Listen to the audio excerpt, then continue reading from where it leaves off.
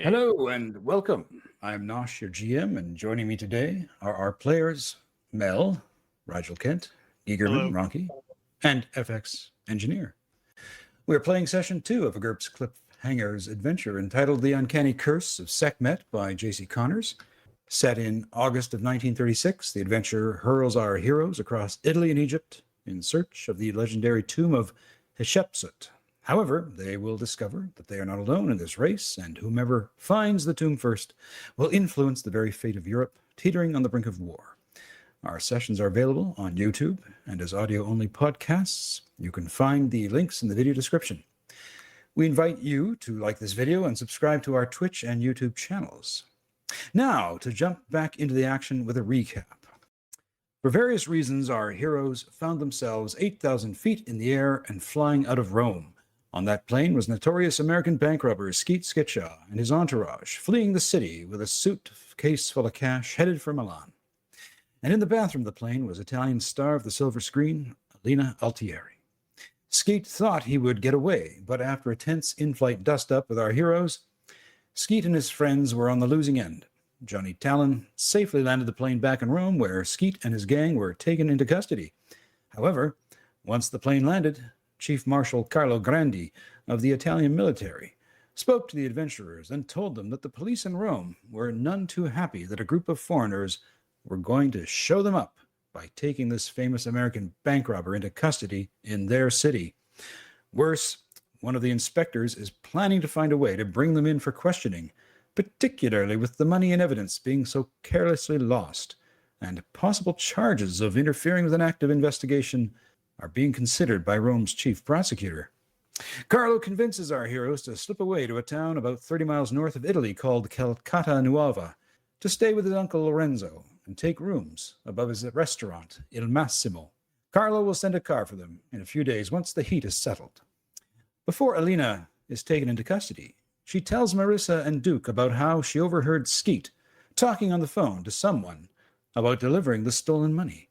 She remembers Skeet angrily saying, "That wasn't part of the bargain. I'm flying to Milan today, like I planned. Go find dusty old books yourself. I'm no libertarian."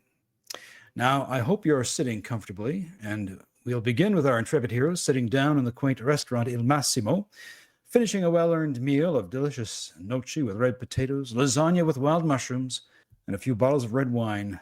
Espresso is not far behind. Before we continue, however, is there any character business we need to discuss?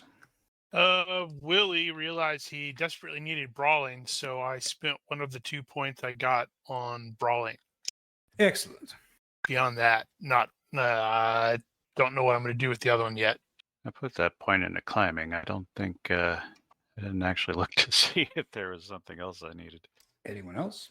I'm just thinking, was there any shooting that was done by Duke last session? I don't know. No, I don't He think shot Duke someone got on a shot. accident. I don't think Duke No, even he got a didn't. shot off. that was Solange who did that. Yeah, Solange threaded the needle right into Johnny. Because if you remember, Duke didn't even have his pistol for a long period of time. I did. He got into a wrestling match. Damn it, don't have wrestling. There you go. Maybe you should get wrestling. Marissa? Nope. I think the only rolls that she made last time were just basic, like dex and strength checks. So nothing from me. FX? If you can, reply. You got any points you want to drop into something? I don't think so. Can you hear me? Yep. Yeah. No, not right now. Okay. So on the drive north to Calcata Nuovo, you pass by Calcata Vecchia, or Old Calcata. I'll share this with you. And as with so many hill towns and ancient fortified hill towns, Old Calcata is built on 150 feet of tall volcanic cliffs. And if anyone would like to toss a area knowledge or current affairs roll into the box, you might know a bit more about this location. I have current affairs headline news. Would that be appropriate? Yeah, I don't think Has it's it that been famous. in the news lately? Yeah, give that a toss, please. Oops, you wanted that in the box, right? No, just openly. Oh, oops. But that's okay for those who toss it in the tower. Because you said in the box. Did I say in the box? Oh, I thought I meant the chat box. All right. So, so Duke, you don't recall anything really in particular about this place, but for those who succeeded, you recall that the government recently condemned old Calcutta I have no and idea forced it. if we succeeded. You did succeed. You did. We threw it in the box, so we don't know. Yeah. So for those of you who succeeded, so Willie and Marissa, sorry, you recall that the government had actually forced the people out of old Calcutta into new Calcutta because they're fearing that these cliffs would collapse. And so New Calcutta is just a mile or so away from the old town. And you also know that from news stories that residents aren't too happy that Mussolini ordered the old town closed. And it's the fascist national police quickly and brutally forced people out of their homes over the last few months. And apparently even fired shots at people who've tried to go back in to collect their forgotten items. Story goes that no one really believes that the cliffs are actually that unstable. But the people are. As you go ahead. Go ahead. So as you're sitting around the table, enjoying maybe the last dredges of your wine, or waiting for Uncle Lorenzo to bring over the coffee, the door to the little restaurant bursts in, and a woman wearing a plain white dress comes rushing in, and she sobs at the feet of Lorenzo. And this is who you see. Be quiet. Who understands Italian? Nope. Marissa does. Native. Alrighty. What did you not hear me say? I probably pushed the wrong button. I heard nothing after you shared the picture. Nice. Okay. This woman bursts into the restaurant, sobbing at the feet of Uncle Lorenzo, and she speaks in Italian. And so for those of you who can't understand Italian, you're just hearing this woman sort of distraught. That much is obvious. But Marissa, you can hear her start to say that her father, Albertuccio, has just been abducted. And she says that he was forced from their nearby home by strange men and is being taken back to the old town. And then she goes on to sort of describe what these guys looked like. And she said they were bearded, dressed in white shirts and wearing baggy black pants. And then she kind of realizes that she's not alone with Lorenzo, and wipes her eyes and kind of sits there and goes a little quiet. Okay. So Marissa will actually do a translate for the folks who don't speak Italian. Let everybody know what's going on. Oh, wow. That sounds terrible. Why would they do this? They evil fascists? She, Lorenzo tries to calm her a little bit and brings her a coffee and something to wipe her eyes with. And then she turns to Uncle Lorenzo, and again in Italian says, she says her father, when he saw them coming, he called them vipers and exclaimed that they'd found him just like they did Mr. Curl. And they battered down the door to the cottage, and her dad had urged her to hide in a closet, but she got a glimpse of an older man who told her father that he needed to look at his library, and he was fingering a jeweled dagger as he was talking to them. And so she's begging Lorenzo to help her get her dad or call the authorities or do something, because she has this feeling that these vipers may very well do him harm if they do take him to his house in old Calcutta. Right. I forgot. Willie is super, super stupidly curious. He's got a 6 or less. So he's immediately trying to find out more. Does Willie speak Italian? Nope. Okay. So he's probably asking Marissa questions, and she's like, "Stop! I'm trying to listen." Yeah, she's actually kind of busy, making eyes at Johnny. But yeah, she'll just kind of annoyed, like do a real curt translation back and forth. So this Morella, who's her dad? Who is the other guy that you said she mentioned? So the Albert, her dad's, she called her father's name out as Albertuccio. Right, Al. Or Albert, sure. Do those names like any of the names ring a bell for Marissa, or no? So if she did mention the name Curl. If anyone has archaeology or current affairs people, they could try rolling that. I actually do have archaeology. Well done. So that name does ring a bell for you, Willie. +6. Yeah, that is a pretty good roll. It rings a bell for you, and you recall that name out of the world of archaeology. That James Curl is an expert that's at archaeology. He's Scottish, and he lectures at Oxford. Wait, is she talking about Dr. Curl? I know him. Well, know of him. And anyone got current affairs people? Would headline, have they been in the news? We're going to give that a bit of a further negative at a -4, but go for it. Yeah, and Marissa will be just like a general purpose. She'll be translating back and forth, so if somebody asks a question, Marissa will translate, and vice versa. That's a fail. Reading these Italian newspapers is difficult when you can't speak Italian. Right. And look at that. Solange, Patience, Paquette. You actually recall a story involving somebody named Curl that he was recently involved in a scandal where he got drunk and apparently burned a very valuable medieval manuscript, and it got into some hot water. I'm sure it was necessary. How long ago did I hear about this story? You can recall, perhaps that happened, let's see here.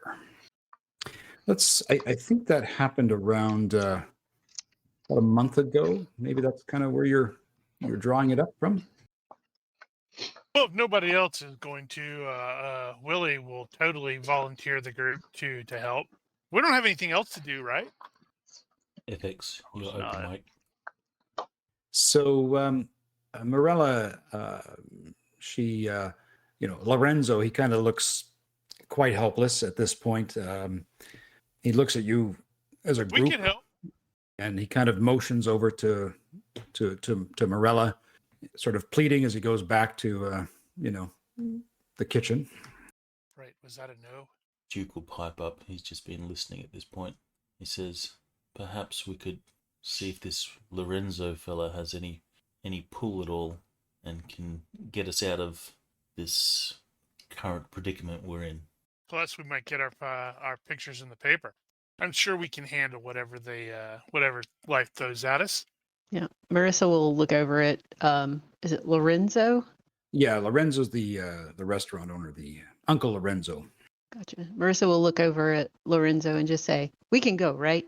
And Lorenzo says in Italian, it's your life, it's your business. I think the poor girl needs some help. I'm an old friend of her dad's, but I'm too old for this nonsense. I have to close the restaurant, but if you want to help her, feel free. It's okay.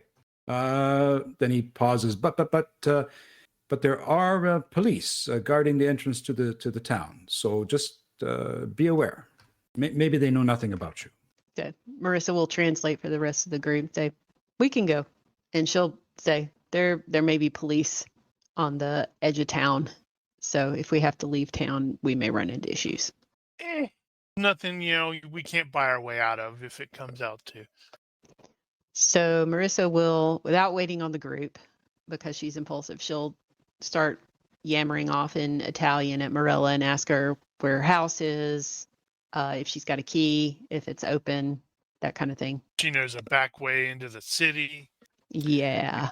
Do we need So to Morella, climb? Morella says that, yeah, Morella says, yeah, she knows exactly where the house is. And, Well, I'd hope and so. she said she's very concerned for her father's safety. And she doesn't know who these vipers are or why he called them that. But she just gets the sense that they're some gang of some influence.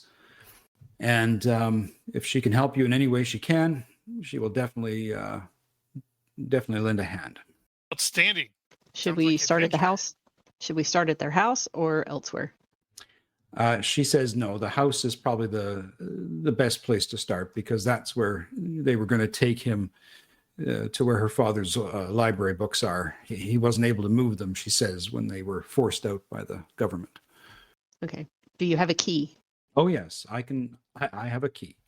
All Well, right. it's our You house. We stay can have here. her- well, she can at least, take us to where we can see it and then go, yeah, it's that one. So, for those of you who have hidden lore conspiracies or Ooh, somebody politics, has hidden lore conspiracies? I don't know. Just asking if somebody does, Sadly, Or- I do not. or if you have politics. I have money. I don't need politics. All right. So Marilla says, "Come with me. We'll walk to where there's a set of stairs, but there's only one way into this town, and that's through the old gates, and they are blocked by the police." She says, "But I know a place where we could climb up over a wall if we have to." Johnny's being, pretty happy that he spent a point in climbing now.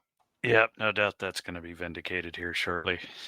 Of course, knowing our luck, we're all going to get about halfway up, and then all of us are going to crit fail and plunge to our deaths. Also, that 1 point only got me an 11. Well, I've only got an 11, and I got 2 points in it. Don't worry. Duke has unluckiness, so if anyone's falling, it's him. There you go. That's Yeah, the but he might spirit. take out one of the rest of us. So here's a map of old Calcutta, and you can see where there's a checkpoint of Italian police blocking the only entrance into the old town. However, being police in a fascist state, they may also be open to other forms of influence if climbing's not your game. Looking to the guy that just mentioned he's rich. You can probably tell from his suit. That's one of those that also comes into play. It's like, oh yeah, this is the 1930s. How does he have the money? I mean, on him. It's not like he can break out a credit card. Checkbook. And I found out recently that checks are still a thing. Apparently they are. Wait, did you think they weren't? Yeah. Last time I seen a check's 20 years ago. Yeah, I had to get another book of them a while back because it's like I hadn't used them in forever, and then I needed to actually write a check for something, and soon after I got a call from my bank that said, yeah, that check that you wrote, we're going to accept it, but you need to replace those checks because they are that old. Yeah, I use checks all the time as well. For real? Anyway, beside the point. All right. So we'll shift from talking about checks and talk about potentially writing. I say I Um, want to climb. I skill think climbing's checks. cool. So you've We can do got skill checks. I like it. you've got the map in front of you, and Marissa says she can navigate you sort of over to the southern edge of the wall if you want to climb and avoid having to deal with the Guessing the police. locked library is the house. That is correct. Yeah, So you're the house gonna is have to- guarding the easy way in. I You're don't know gonna about have you, to- but that wall looks terribly difficult and dangerous to climb.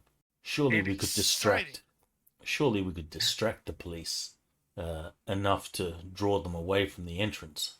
Okay, you go distract the police while we climb the wall. So she suggests that you climb sort of in this area over here where the circle is, Oh, that's not quite as fun. because you really can't go anywhere else because it's just a sheer drop down the cliffs around the rest of the town.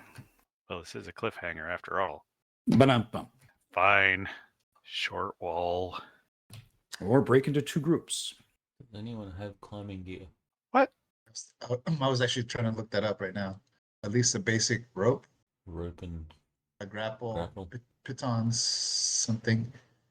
Inexplicably, I have on my inventory list a car, a bicycle, a watch, a bag, a nice suit.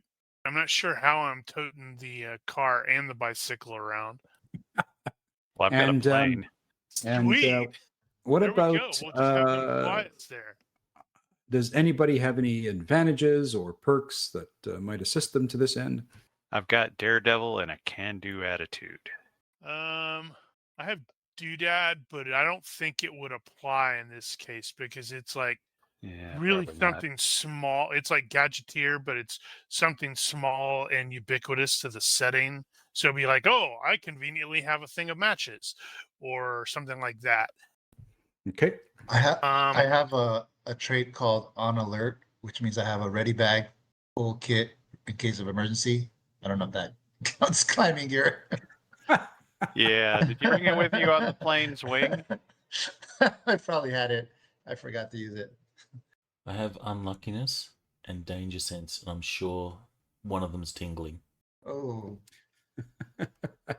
Let's see. Yes, you go distract the cops. Well, do we actually have someone who's good at talking? Do we have a diplomancer? I thought that was your character. That is not my character, actually. I'm looking through here. He does not have he's got fast talk, but he does not have like diplomacy or anything like that. Yeah, me neither. So I have diplomacy, but I Marissa- can't speak Italian. That's the problem. Neither can I. So Marissa's got a patron uncle who has extensive political Oh, power. yes. You're gonna call him the mafia. That's awesome. Yeah. See if they can get rid of the cops for Hey, us for a Uncle little Mario, while. there's these cops outside this place, and they're they're making naughty looks at me. Yeah. Well, it's a 6 or less, so it probably won't happen.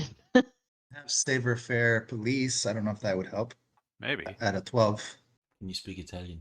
No, nope. I can speak German. Unless he speaks French, that's they're related languages, sort of. Isn't Romance. it -3 to your skill if you don't have the language or something? No, it's -3 if it's broken. You So get no what if roll they if you speak- don't speak it. I know a lot of people in Europe speak more than one language. It's possible they may speak English, French, or German. True enough. So Marissa, you said you've got contact. You got a contact group, eh? No. Well, she's got a Oh, patron. Marissa, sorry. Yeah, she's got a patron uncle on a 6 or less with, it says, extensive social political power. Ah. Well, you might as well use it. I Yeah, think might on as the well. Why not? yeah. On What's the- the chance? Yeah, on the flip side, she does have a contact group with the Italian film industry, so if we decide to go climb, she could have them come fill us and maybe make a lot of money and make us all famous, which she really wants to be. Or it Oh, could my- be a comedy. the bloopers. Instead of Okay. no actors were injured in the filming of this, is all actors died while filming this. Do you want to try the patron route first? Yeah, we'll try the patron first. 6 or less? Yeah, So- Oh man. This- Oh man. this is not going to work. It might. One You're gonna more roll a you give 3. me. Oh. Nope. I'm so close. I saw the Well, one it's and shaped two. like a 6. Okay. So your uncle's not around. He's unavailable. Wait a sec. Is there ways to get bonuses to your appearance roll? If you're using those rules. It's rules. Yeah, I think they do the basic version in Action 1 where you do the request for assistance, and they have some modifiers. You can improve your chances of getting through. Are we likely Mostly to it be able comes down to? to whether or not the GM wants to allow it or not. Are the bonuses enough to get a +3? Oh, yeah. How do you get the bonus? If I recall correctly, and I haven't seen it yet, there's from 1 to 5 for story appropriate, and from 1 to 5 for GM likes your idea. Pulling rank. That's what it was. 24. All right. Well, Person Marissa, has what was your... smooth operator, administration skill roll. Previous requests not appropriate. Request especially appropriate. Request especially inappropriate. Okay.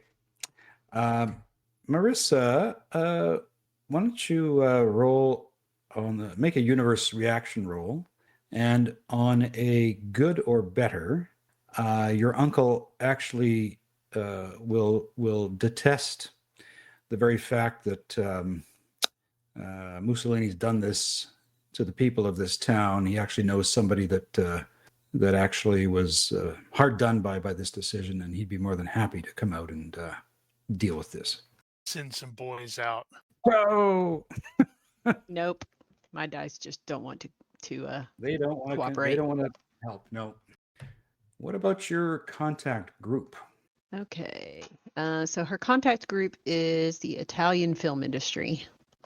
Now, because it's a group, any number of subset of skills could actually come into play here, like technical people, like film shoot location people, like actors, or even fellow stunt people who might have, equipment. I'm just suggesting. Nope. Oh! No, she gets through to her contacts and says, I know this guy named Johnny Talon. He's a stunt pilot. They hang up on him. He's really good looking, but nope. Click. Contacts are generally only for information, right? No, they can do favors. Yeah, so the for a group, it's a broad category of skills that are related to that group. Time to go climbing. We need to get some rope. Let's see if what's his name, Lorenzo, has some rope. Well, how tall is that wall? Do we need a rope or do we just need a boost? Well, it's going to be a climbing -3 roll to get up that wall.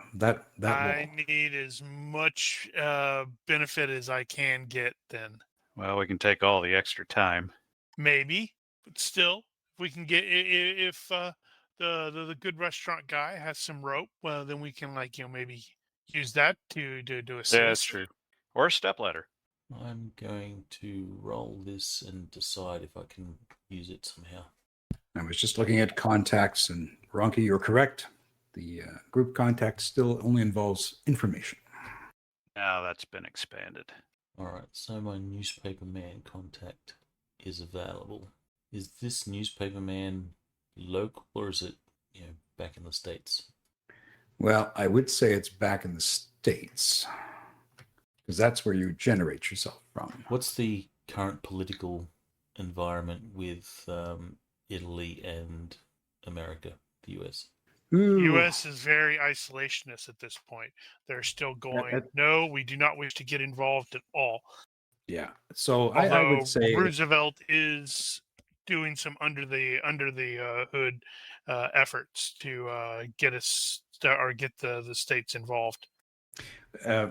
Ronki, what were you trying to find for Duke with the use of the contact? I was wondering if it's possible to get a press pass. We're going to take some photos of this historical site. We have some camera people, and we have some talent, and we're going to do a bit of a tour. We're going to be in and out. Okay. I guess I should state that in the intro I'd said that you guys were just finishing supper, so it's getting into evening, and the daughter is very concerned about her father's safety. I'm not sure if someone could come and do a kind of a night shoot at that time of the year, or that era. Well, then, if it's at night, these guys are going to be tired and not interested in watching, so we might actually be able to sneak past. Was someone going to go back to Lorenzo to see if he has a rope? Oh, I didn't realize we had left the restaurant. I thought we were discussing. Sorry. No. Well, yeah, you can be either at sort of outside the town, or you can still be at the restaurant if that's what you prefer to be. But Well, I let's would make it like simple to and say we hadn't left yet. I would like to have the rope if possible. Hey, I can actually make a ladder. I have I have a carpentry at 13. Okay. So yeah, Lorenzo does actually have some rope in his storage shed. Shiny. No, wait. I Do have you to try want? Do you want to make a universe roll on a good or better? He actually has some type of old fishing anchor that would work as a Sure, grappling I'll hook. give that a try. Or a ladder? Wow. Neutral. I am trying here. I am trying. Well, So this is going to be a boondoggle. it seems it's between either you go and just try someone to try and get up on the scale the wall unaided and then hook the rope to something, or you try to finagle with the police. In this part of the city or town or whatever it is, are there people? Oh yes, there are people all throughout New Calcutta. So it's just inside the wall that there's no people. That's correct. All right, let's go sneaking. Do this. Seat of the pants. What's your climbing skill there, Johnny, now? It's Johnny, 11. I think he's 11. Yeah, like mine. Does your Daredevil give you any advantage to this? If he's doing something really stupidly risky. Yeah, if I'm doing Like- something really stupid. Like climbing a high medieval wall in the dark, We need a short round. carrying a roll of rope? Outstanding. Yeah, I don't know if that one is going to make the difference. It'll But be who knows? fine. I am highly confident in all of this. I'm not real keen on climbing a wall. One of us is bound to fall and break a leg. I think we should just try and distract the guards in some way. Maybe find a kid to throw some rocks at the police and then run. Get them to chase. Well, if you have some idea about how to do that, go for it. If you win first, then we go your way. Well, then let's try that. And we'll scale the wall as a last resort. No, we'll scale the wall. You can just go distract them, and it's probably going to take it. We're going to have to get set up anyway. All right. There are plenty of children of that adolescence age who are like kicking a soccer ball around and hanging out in one of the little courtyards. Can we get an eye on where the police are? Are they like At that standing right at the checkpoint, or is the checkpoint off Yeah. to the side and it's possible, we could sneak through provided they're not looking this direction? There's 6 police officers there, and unfortunately they are sort of positioned in such a way that it would be difficult for you to sneak past them. The only problem is the kids throw rocks or whatever. Not all 6 are going to go after them. Yeah, probably not. There are 2 motorcycles near them, and there's also a Fiat truck, headlights on, engine running. One of the kids to steal the truck. You just drive the truck through them. Or you said you've got somebody who could be try to influence these cops? What penalties to rolls would there be to try and influence them through a translator?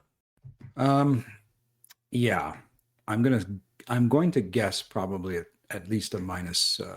Let's say a -2. What? Oh, through a translator. And bribes, they work on diplomacy rolls and stuff. So, who was rich? That was Willie. Willie wants to climb, though. All right, to hell with it. Let's climb then. We could steal the truck so it's easier to climb. Well, look at the scale from the checkpoint to where she indicated. It's not very far. Is Patience talking to the police officers? I have no idea. Patience, are you just directly going to talk to the cops? Oh my God. Can you guys hear me now? I've been trying to talk for like 20 minutes. Yeah. No wonder you guys are now we can hear you. she's not going to go talk to the guards. She's hearing you guys talk and she's like, I would just go talk to them. And then, I would ask them, do they speak French? And if not, then it must be stupid, because everybody, whatever. She's just kind of like thinking that to herself. Are you thinking that patience could be the diversion? I had said earlier could be a diversion. You know, you guys were talking about the kids, throwing rocks or stealing the car or whatever. She can also go up to them and she's got one of her things is she's got like a suitcase full of different changes of clothes. So she can kind of dress up kind of like a socialite and then kind of run up distressed and be like, oh, excuse me. Like somebody just tried to rob me. They went down that way, like and kind of see how many of the cops would go. But I guess you said there were 6 of them. That's a lot. Yeah. Man. Which it could do a bluff. Well, I'm betting as a general skill that this group is pretty light on stealth. So we're probably going to need the distraction to get over the wall with or without convincing the cops to let us in. So Patience has stealth at 14 and climbing at 12 if we need to. Although she's not too keen on taking off her heels. Do have scrounging as a possibility. You could actually scrounge a ladder. And I also have Nice scrounging. That's funny. I do have scrounging at 11. What is this link? Look at all these modern cars. Right, that is Kakatovetia. Yeah, okay. Do you want to try a scrounging roll, patience, to see if you can find something that could either be jury rigged as a hook for for scaling the wall, or perhaps a ladder at least that could take you up and Found it. It's at the bottom of my bag. It's an Finally. actual grappling hook. So yes, so you manage to kind of like for like unbelievable luck, you actually manage to find some tossed out old like I say boating anchor that will definitely could be used as a grappling hook. It could be an actual grappling hook that was left by the previous group that tried this adventure. Yes. So for anybody Yes, listening, exactly. she rolled a 4 critical success by 7 on scrounging. Yeah. So, like I said, you found exactly what you were looking for to assist with this climbing and scaling the walls. All right, we're gonna go climb the wall. Let's go climb the wall. This will be great. Somebody's gonna at least have to look out at the cops to make sure they're not taking notice. So I'll say that when Patience finds she's a little bit tipsy because she loves her cocktails, and we were having dinner, so she had a couple of drinks, and she says like, "Oh my God," she's kind of squeals in delight, and it's probably a little bit different than you guys knew her before. She was always so serious and kind of Shooty. bitchy. Yeah. She's all Kaylee'd up. I might be looking at 30s slang. All right. And so, is there any way to assist with this climbing roll? Well, we're gonna take extra time. That's for damn sure. Now, how tall is the wall actually? Now that we're here. Okay. Yeah, this is a cliffhanger kind of game. I think it'll be like it's a check. Right. So but it's going to how be tall is it? It'll be It's tall enough going- that if we fail, it's going to hurt. it's going to be a single roll with the rope, reducing the penalty to -2 up and -1 down. It's assuming we properly secure said rope. Stop overcomplicating things. That's what makes it fun. Uh-huh. All right, and then we can take some extra time. Right. I needed to know the height of the wall because we needed to know what the consequences of failure are going to look like. Yes. What would the falling damage be? One Just gonna mini have to- lots. They've got the simplified falling damage in Action 2. Right. So would it be conceivable the wall could be 19. I was going to say 19 feet, 20 feet. No, page 19. Not 19. No, I've got the simplified Okay. I've got the simplified scale right here in front of me. So if it were like a 10-yard distance, the damage would be 3 dice. So I'm looking at page 349 for climbing on the basic set, and out of combat, vertical stone wall, 4 feet per minute. Is that kind of what you're thinking? -3 modifier. Y'all are overcomplicating things. Well, I was just thinking if he wants us to climb for 2 minutes, it's 8 feet tall. It matters because we don't want to take 30 minutes to climb a 6-foot wall. It's not 6 feet. Well, We'll make it a 20-foot wall. That's perfectly lines up with one roll every 5 minutes. As All written, right, so- JC only requires one roll. So all right, given that. So we're talking a 5-minute normal climb. It's going to be, is that with the rope or without? that's with the rope. That's with the rope. 5 minutes with the rope. And that was only going to be a -2 normally. So if we take That's right. doubles 10 minutes, that's +1. 20 minutes +2. Yeah. I'm okay with going the 10 minutes. I don't know if everybody else is. Well, You mean for fatigue? The cops aren't looking around. They're kind of just sitting around smoking and joking, doing what people on watch do, try to stave off boredom. Until LOL. somebody crit fails. Yep, I'm just looking. It's like extra time, 20 minutes for me puts me at 0. So that's going to give me a skill of 11. I am totally going to fall to my death here. This is going to be great. Yeah. This is gonna be a whirlpool. Marissa does not have climbing, so I think she's at a -5 total. So I think- yeah. I think you might want to revisit the going to the checkpoint and seeing if you can't convince these guys to just bugger off. Let's bribe them. I have sever fare police. If that helps. Okay, the problem with bribing them is exactly how much money it's going to cost. Well, you're filthy rich, aren't you? I probably shouldn't have played the filthy rich guy because it's like my brain always goes to, it's like, no, I'm not going to do that. We did that bribe thing. That was in a different game. We don't have that document here. Do we have the rope up yet, or are we still Yeah. talking? Oh yeah, you got a rope, you got a grappling hook.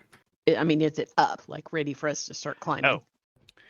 No, I think you're still debating whether this is the plan or whether it's just going to be go and try and manipulate these guys. Well, kind of going back to what I was saying earlier. If it's going to take us, oh god. Marissa's going to grab the rope Critical fail on and the impulse. and Nice. she's going to grab the rope and the grappling hook, and she's going to start trying to hook the grappling hook on the wall. She's tired of talking. So Oh, sorry, I had all my mods in there as well, but this 3 6s just It's Okay. it's going to take us, like all right. probably 20 minutes to get up and over the wall for one of us to get up and over the wall. So if somebody wants to run over there and see if they can bribe the cops, by all means, stop So- us before we do something stupid. Okay. So Marissa, you literally grabbed the rope with the hook and tried to give it your best all to get it up over the wall. yeah. I'll sit over the side. Is that a strength check? So what were you trying to do? This was just you were trying to default climb at this point, weren't you? Yeah. Well, right now she's trying to hook the grappling hook over the wall so that we have the rope ready to go, so she can start Okay. trying her default climb. I see. Was that roll you just rolled was just by mistake? No, that was the impulsive roll to just say, F this, I'm going to start trying to hook the rope. Okay. So you were just going to try and throw it up over the wall or get it hooked. Is that correct? Yep. I've got a good Fortunately, one that for this. wasn't a throwing roll. So as you guys are standing there Yeah, debating, that's just the self-control calculating, roll, right? Yeah. calculating so on and so forth. Well, I mean, she can fail, right? She can fail her impulsiveness if she wants. Well, Which she she critically failed it. That's what I rolled. She rolled 3 6s. Right. So she is taking action because she's tired of talking. Right. Okay. All right. So you grab the rope, you try to fire it up over the wall, correct? Yep. And you crit fail. No. No, She crit. No, the impulsive roll was the crit fail. Now Yeah, she she has has- to make. I need a roll for throwing the grappling hook. Okay. Gotcha. I'm confused because I see default -5 extra time yada yada in there. Yeah, that was all my modifiers for the climbing roll that we were talking about. Gotcha. All right. So you are just grabbing the rope and now you're going to toss it up. Yep. Okay, so that would be a throwing check. Is there a default for that? I think Looks throwing is like- Dex -3 default. Yeah, that's what that looks like when I put it in GCA for my guy. And if she's not trying to hit a Ha-ha! person, it might be slightly easier. Success by 1. Okay. So you fire it up, it flings over and hooks on the top of the wall. And she's now going to start climb.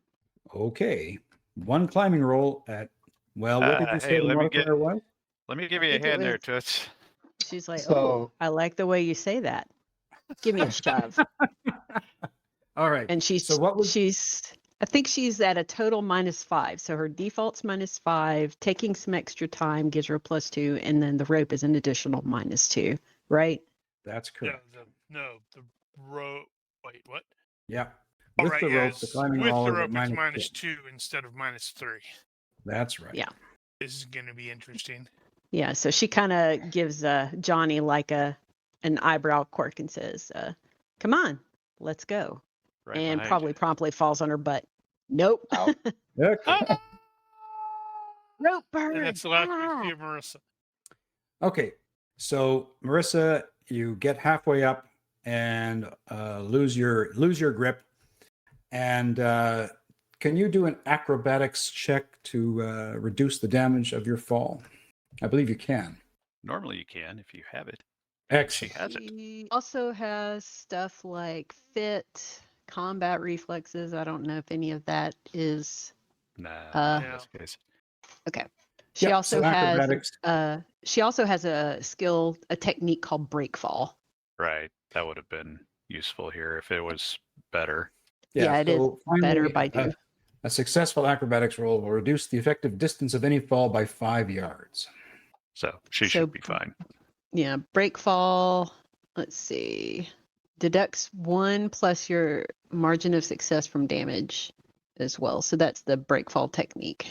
Oh, that's interesting. So it doesn't just knock off the 5 yards? Yeah, it just says successful break fall roll May deducts subs- 1 yeah. plus your margin of success from damage. You may substitute break fall for acrobatics when rolling to reduce the effective distance of a fall. Okay. Any success lets you end up crouching if you wish. Yeah, so you've negated the fall. So like a cat, Marissa drops to the ground and you all kind of like and I'm then going to kind of like, clap. ooh. It's surprising Yeah. she's got that break fall ability, but not climbing. The cops are Yeah, I know, climbing right? too. Nice save. Yeah, so she kind of stands up, does a hair flip. I meant to do that. Huh. Nice. All right, my turn. Oh geez. And he doesn't I- have all this stuff, so he's going to plunge to his death. This is going to be great. Yeah, so Marissa So- will position herself so she has a nice view. I am going to whatever it is that he's going to do it Badly. a little recklessly. So he would be -3 instead of a -2, and then gain the 1 for the daredevil, which puts him at the -2. Okay. All right, I don't have all those mods set up. Damn it. All right, well, we were going with 2 for time and 2 for the rope. Ultimately, that's what's going to get me is an 11, which is basically 50-50. Here we go. Willie- Dice, coin flip. Oh. And I made it. Now, for complementary skill rolls, can Willie, you've got climbing, correct? I do. Can you yourself make a climbing roll in order to help someone with a climbing roll?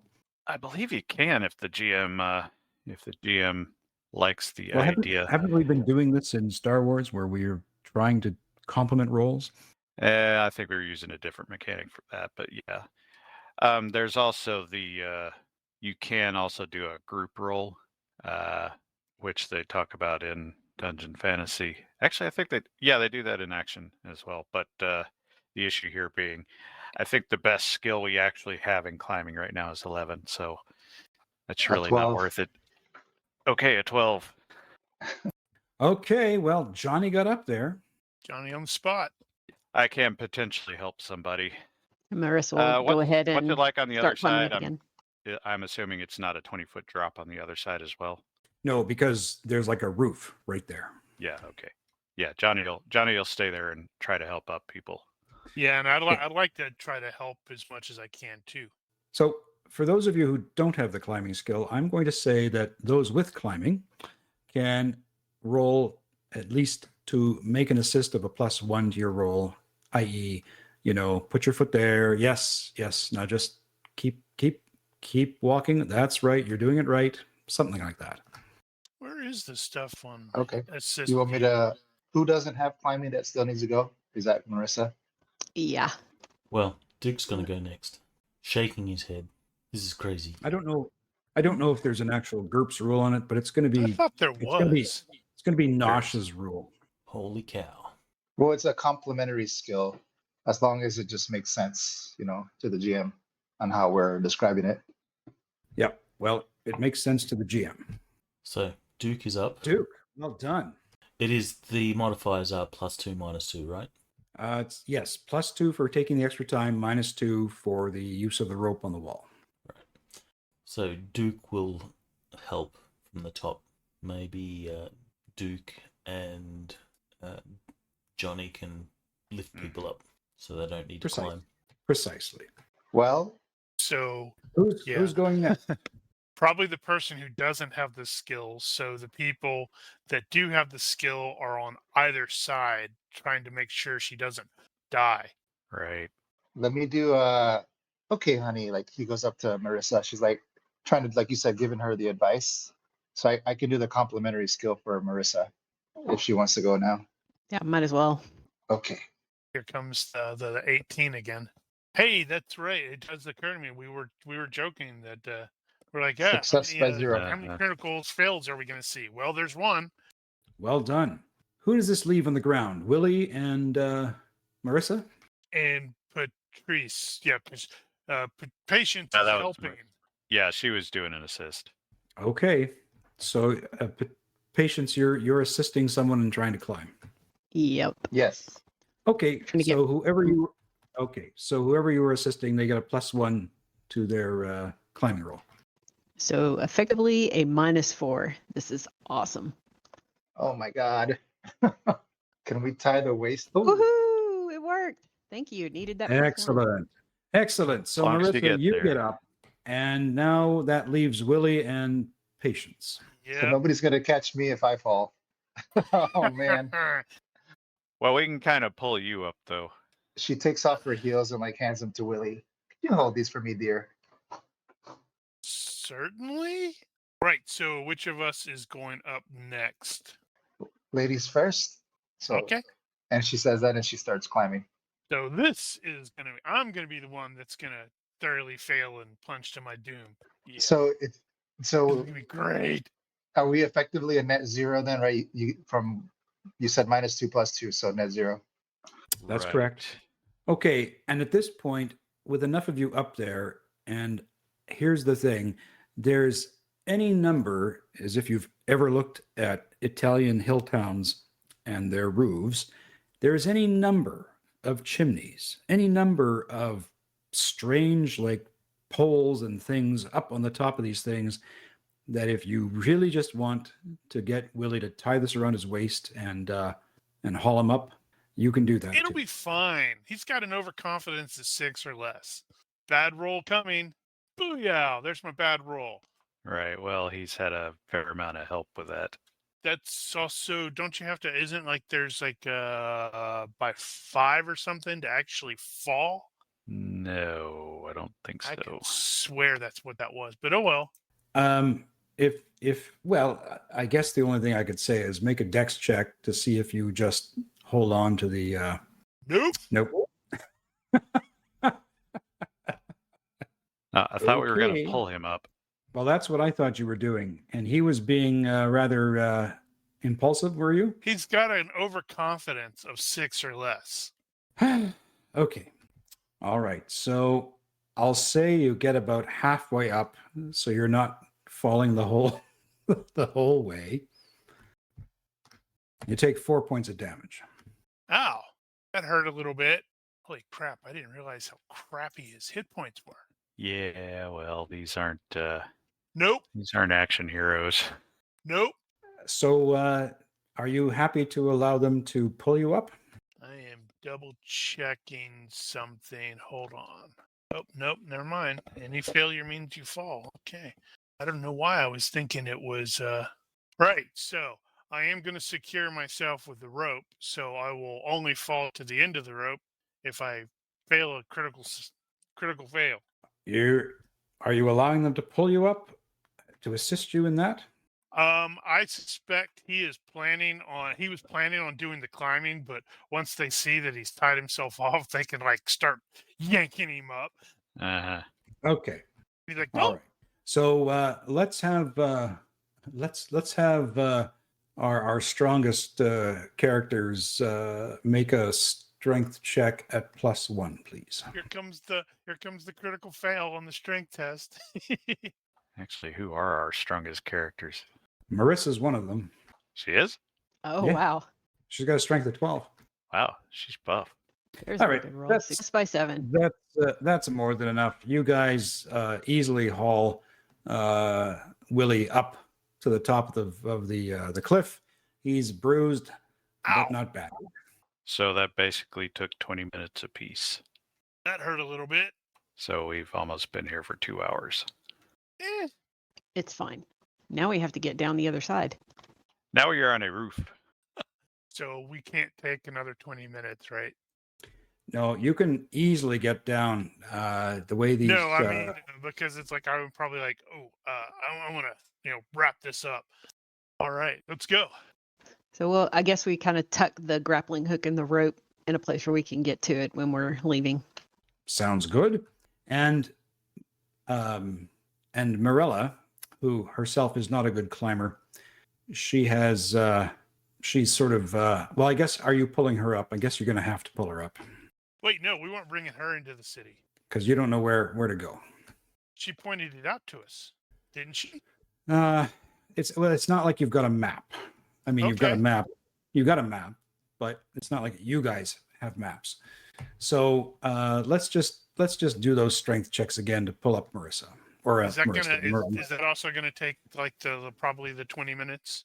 I don't think so. She's not really climbing. You're just pulling her up. Yeah, not to pull her up. It shouldn't be much. Well, I was And- mostly asking because And I would say the probably same gonna do thing. it's probably I gonna would say do the like a same- first aid if possible. Yeah, I would say the same thing for Willie. Like he wasn't taking that long to climb. He was getting pulled. So yeah, 20, 40, 60, about 80 minutes passed for you guys to all climb up here. Okay. So I think we're okay to haul her up. I think so too. Right.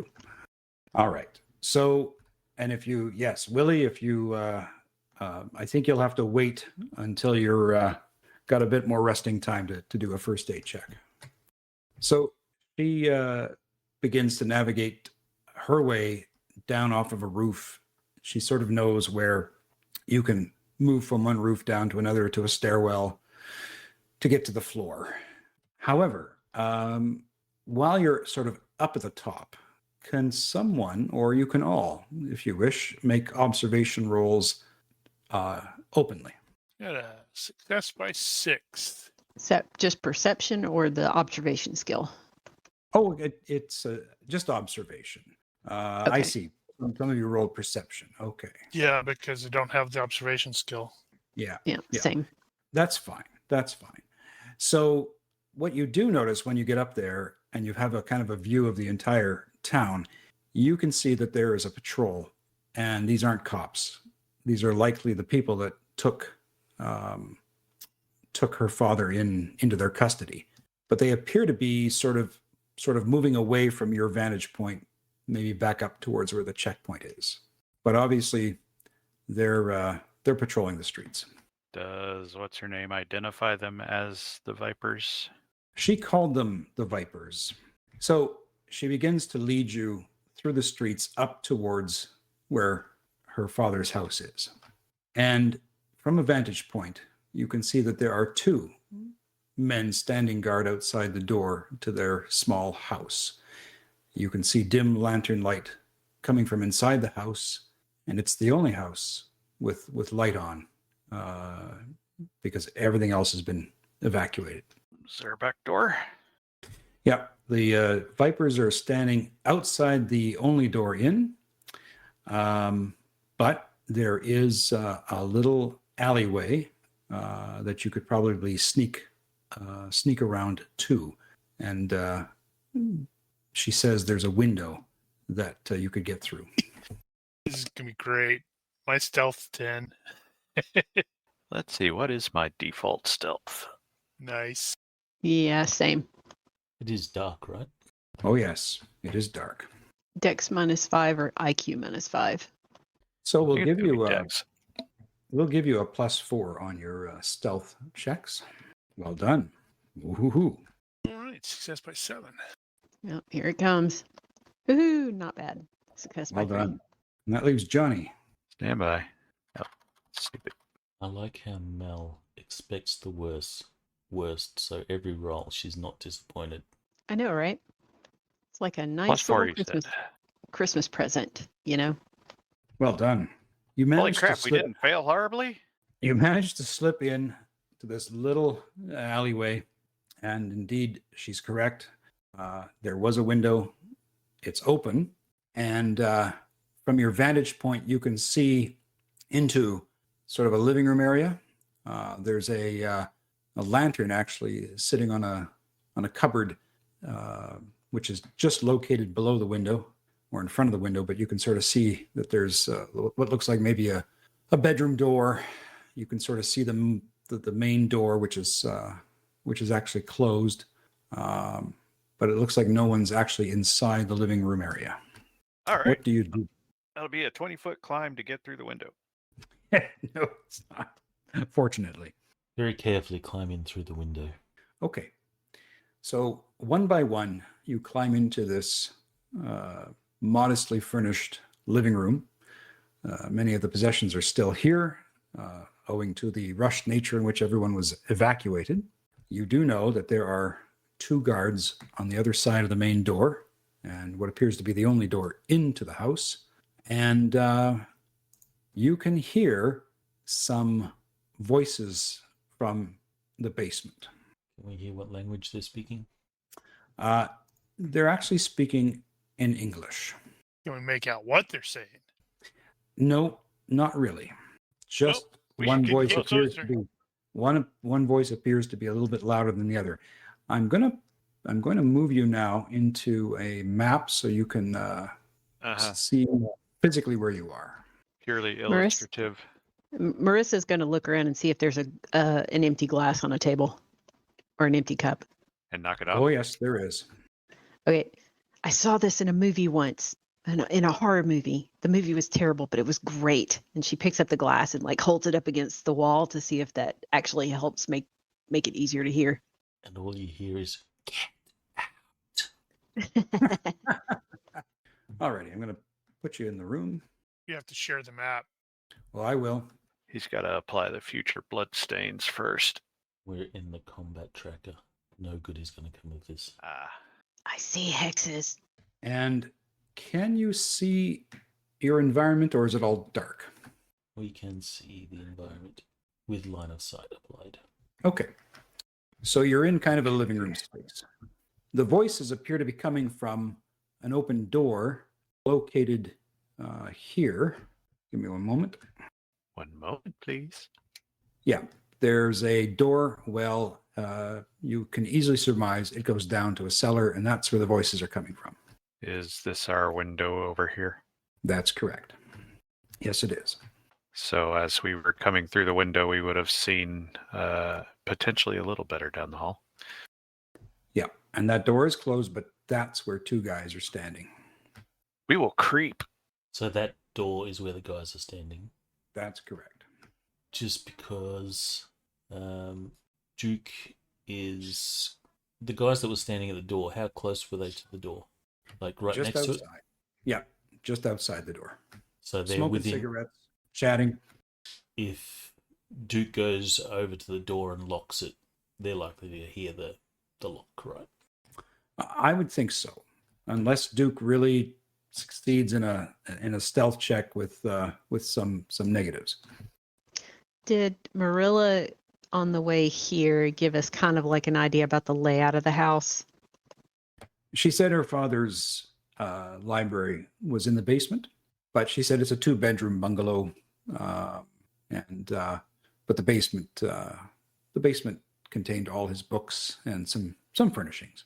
Interesting. So they're in the basement as well. They must be after the same thing.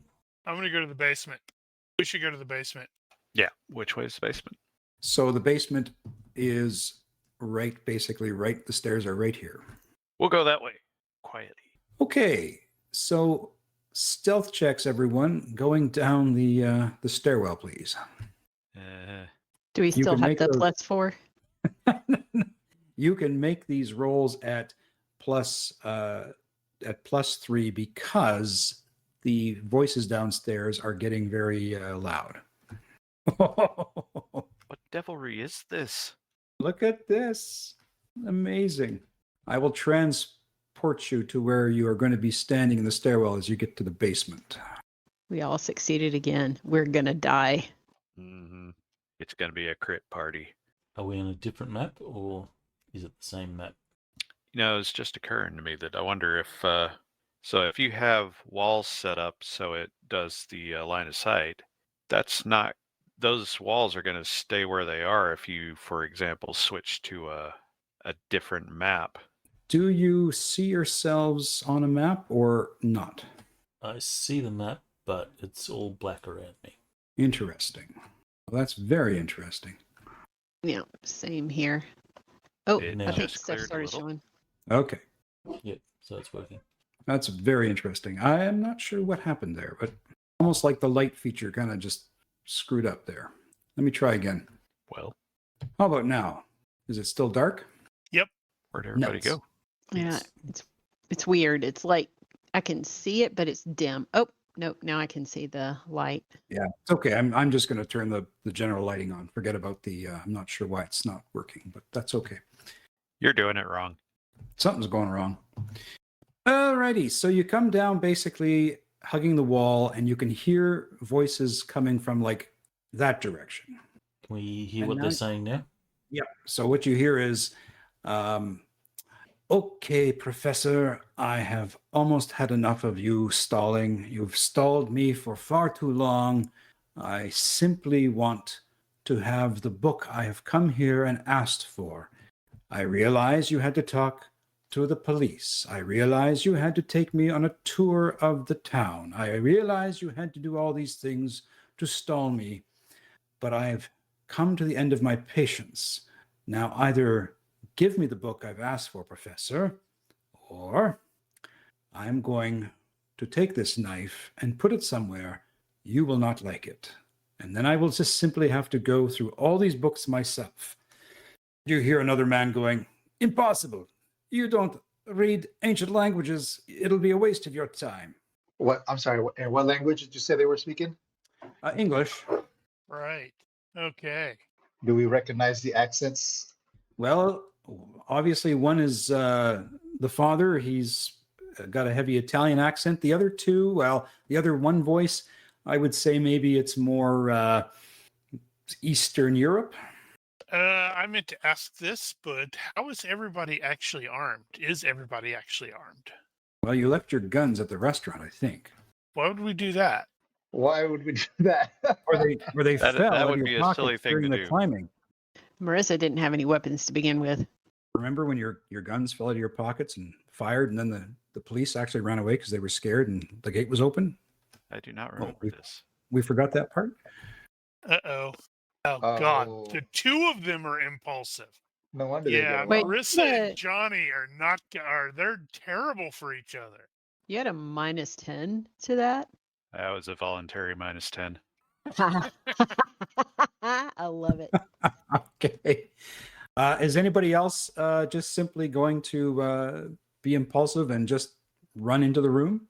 Well, Well, as soon as Duke he- will The go. last- Wait. The last But time then I it's was too late. impulsive, Johnny got shot, so she's kind of holding back a little bit.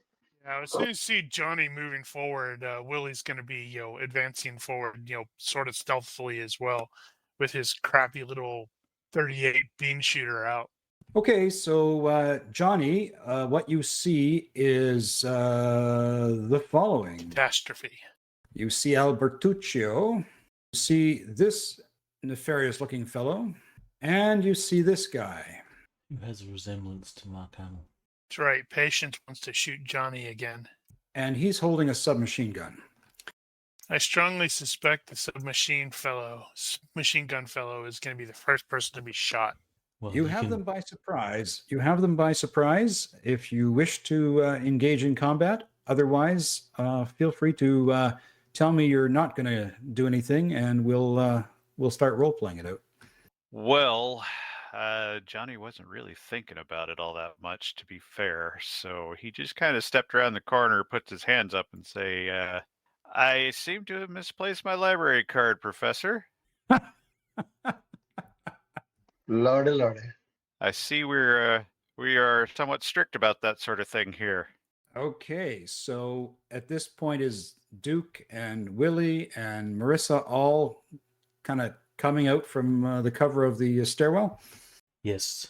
Duke will So say, Yep. don't try anything as he's pointing his pistol in their direction. Okay. So the Count will look at you, absolutely stupefied. And the guy holding the submachine gun doesn't have it pointed your way. He kind of was just like, had it sort of down towards the ground. So you definitely got the drop on him. And Count Malefic says, "Oh, what do we have here? Some visitors, Albertuccio? You didn't tell me you had company coming so late in the night? Oh, I see a number of them now. How can we all be of help to you, good people?" You can start by putting your guns down. One moment, please. Okay, so Duke, are you trying to intimidate them or using diplomacy? I guess I'm going to go with the diplomacy because I don't have intimidation. You need intimidation. Everybody always wants to intimidate. So then I'll go with my normal reaction roll, since that was failed. Alrighty. Unless it's worse. Okay. Well, I don't get a choice. He shoots you in the face. So basically, you fail your diplomacy check, so that's not going to rule in your favor, and you So got a poor reaction. Sorry, I didn't mean to. What was that? Sorry, I didn't mean to interrupt. I hit the button by accident. Oh. So, so the Count. Dude's going to tell him to shoot you. The Count grabs the old man and puts his knife up to his neck and says, "I don't think so, American." Ah, see, guys? He's the bad guy. Only the bad guys do that. Duke will go, Nim? Nim? It's the same voice. Or same voice actor. Not exactly. Just the same voice actor. I suggest that you allow me to retrieve what I've come for. I think Albertuccio finally understands how serious I am. There's no need for violence. Says the guy holding a knife to this fellow's throat. I just came for my book, and that is all. But if you're threatening us, well, then I will raise the stakes and take the old man with me. Did you forget your library card, too? And Do you believe we're going to have to shoot this guy? Albertuccio puts his hands up. He says, okay. There's no need for violence. There's no need for violence. I can easily give you the book you've come for, Count. That's more like it, Albertuccio. I don't know why you wouldn't have done this sooner and saved all of us the trouble. And he looks over at his accomplice and motions for him to just keep the submachine gun, trained down towards the ground. Kind of nods in approval. What would you all like to do? Duke will say, "Who is this Albertucci? Is he important to us?" Albertuccio is the father. The girl's father. Duke knows this, but he's trying to rob them of their bargaining chip here. Oh, that's what you're saying to the count. Well, no, I'm saying that to the group, loud enough for the count to hear. So And that sorry, what was your question again? it was, who is this Albertuccio? Is he important to us? Yeah, the important question is, do we get it? Yeah. Well, I'm pretty smart. They're above average. IQ rolls. I don't want to do an IQ roll. I know I'm going to roll a Mel die. Wahahaha. Is this you trying to connect that this old man is Albertuccio, the father? No. He's trying to mess with the bad guys, so he's trying to tell them that he doesn't mean anything to us. So Then holding that him leads to hostage. question- that would lead to the questions like, well, why are we in here then? And if the chick Well, it is would. with us, if the chick is with us, then she would totally have done something like "Daddy" or "Papa" or whatever. Well, she's not with you. She stayed out. Right. Okay. So I'm sorry. I know I'm a little tired and I'm confused. Are you asking this between yourselves, or are you actually posing this question to the I'm count? posing this question to the group so the count can hear, but Duke is doing it in such a way that, who is this guy? Does he mean anything to us? Do we care if this guy cuts his throat? So that the count will believe, oh shit, holding a knife to this guy's throat isn't the bargaining chip I thought it was. Understood. Well, what are you all saying in response to that? Yeah, I'm contemplating. I'm looking at my disadvantages and such like that. Sense of duty cannot harm innocence would definitely come into effect here. That's pacifism cannot harm innocence. Oh, sorry. Yes, that one. Whatever. No, I don't have that. Oddly and surprisingly enough. How is Willie gonna react to that? Marissa The will only play thing- along. The only thing that patient, I don't know, I can't think of anything else to say to Duke is like, I don't know. I think isn't he the guy that burned some books or something? Like whatever she remembered from her role Right. before. That Like, isn't he wasn't the him. guy that it wasn't him? Oh shoot. Yeah, it's Well, like you that said, never doesn't mind. mean like, she no, can't be confused about it. Hey, isn't that Well, guy? No, that's not that guy. Definitely. burned the I'm confused. manuscript.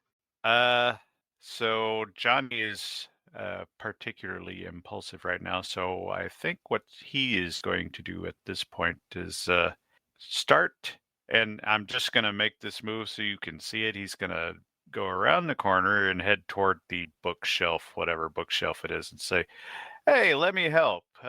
Point me to the book thing. Where is that?" Okay, that entire wall behind the count, that's all books. Oh. And what you're looking at is a little writing desk, I believe. Right. Okay. Gotcha. So he's basically going to start. I guess he'll head this direction then, and Okay. do the same thing. Basically, like, all right, where's the book? Can you point me to it? And do you have this organized by the Dewey Decimal System? Do I need to look this up? Where's the cards? So at that, both Albertuccio and the Count kind of like look at you like, where did you come from? What are you doing here? And how do you know about the Dewey How does this factor? And they both look kind of like jaw dropped, stunned as they watch you walking and talking in this way. Well, he's not inaccurate. The Dewey Decimal System was first published in 1876.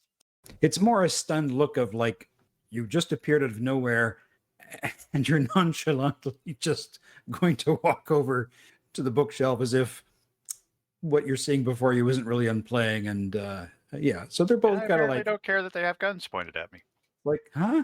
because All I've right, so already had that's my what, lead for the day. That's what Johnny's doing. Willie, you're just keeping yourself aiming on SMG I'm not really guy? I'm not really aiming. He's basically leaning against the chair, but he does have his pistol out, and it's probably pointed to the ground as well. Okay. And Marissa, what are you doing? Taking off of Johnny's cue, she'll be like, I'll start at the other end of the bookshelf, and she'll start walking that way and kind of give the gunman, her and her attractive self, give the gunman kind of like a sly once over, like maybe try to distract him a little bit. Okay, yeah, go ahead. So And now you're like, again, Duke is like, wait, like- what? Like, how you doing? so, so the SMG guy is like not pointing his SMG at you, but he's like rotating his body to follow where you're going. Patience, you're hearing all of this unfold. Right. Why am I not able to see it? Are you coming down? There we go. How's that? Oh, that's better. The SMG guy is, where's he at? Right in front of you. Oh, SMG Viper. Sorry. Yep. And the other guy has a gun, you said. The other guy has a knife up I'm to sorry, a knife. Albertuccio's neck. Yeah. Well, Patience is just gonna take a step into the room, step closer, kind of right behind Duke, and she's just gonna take a aim maneuver on SMG Viper. Okay. So this all sort of unfolds as Duke is making this comment about, well, what does this guy mean to us?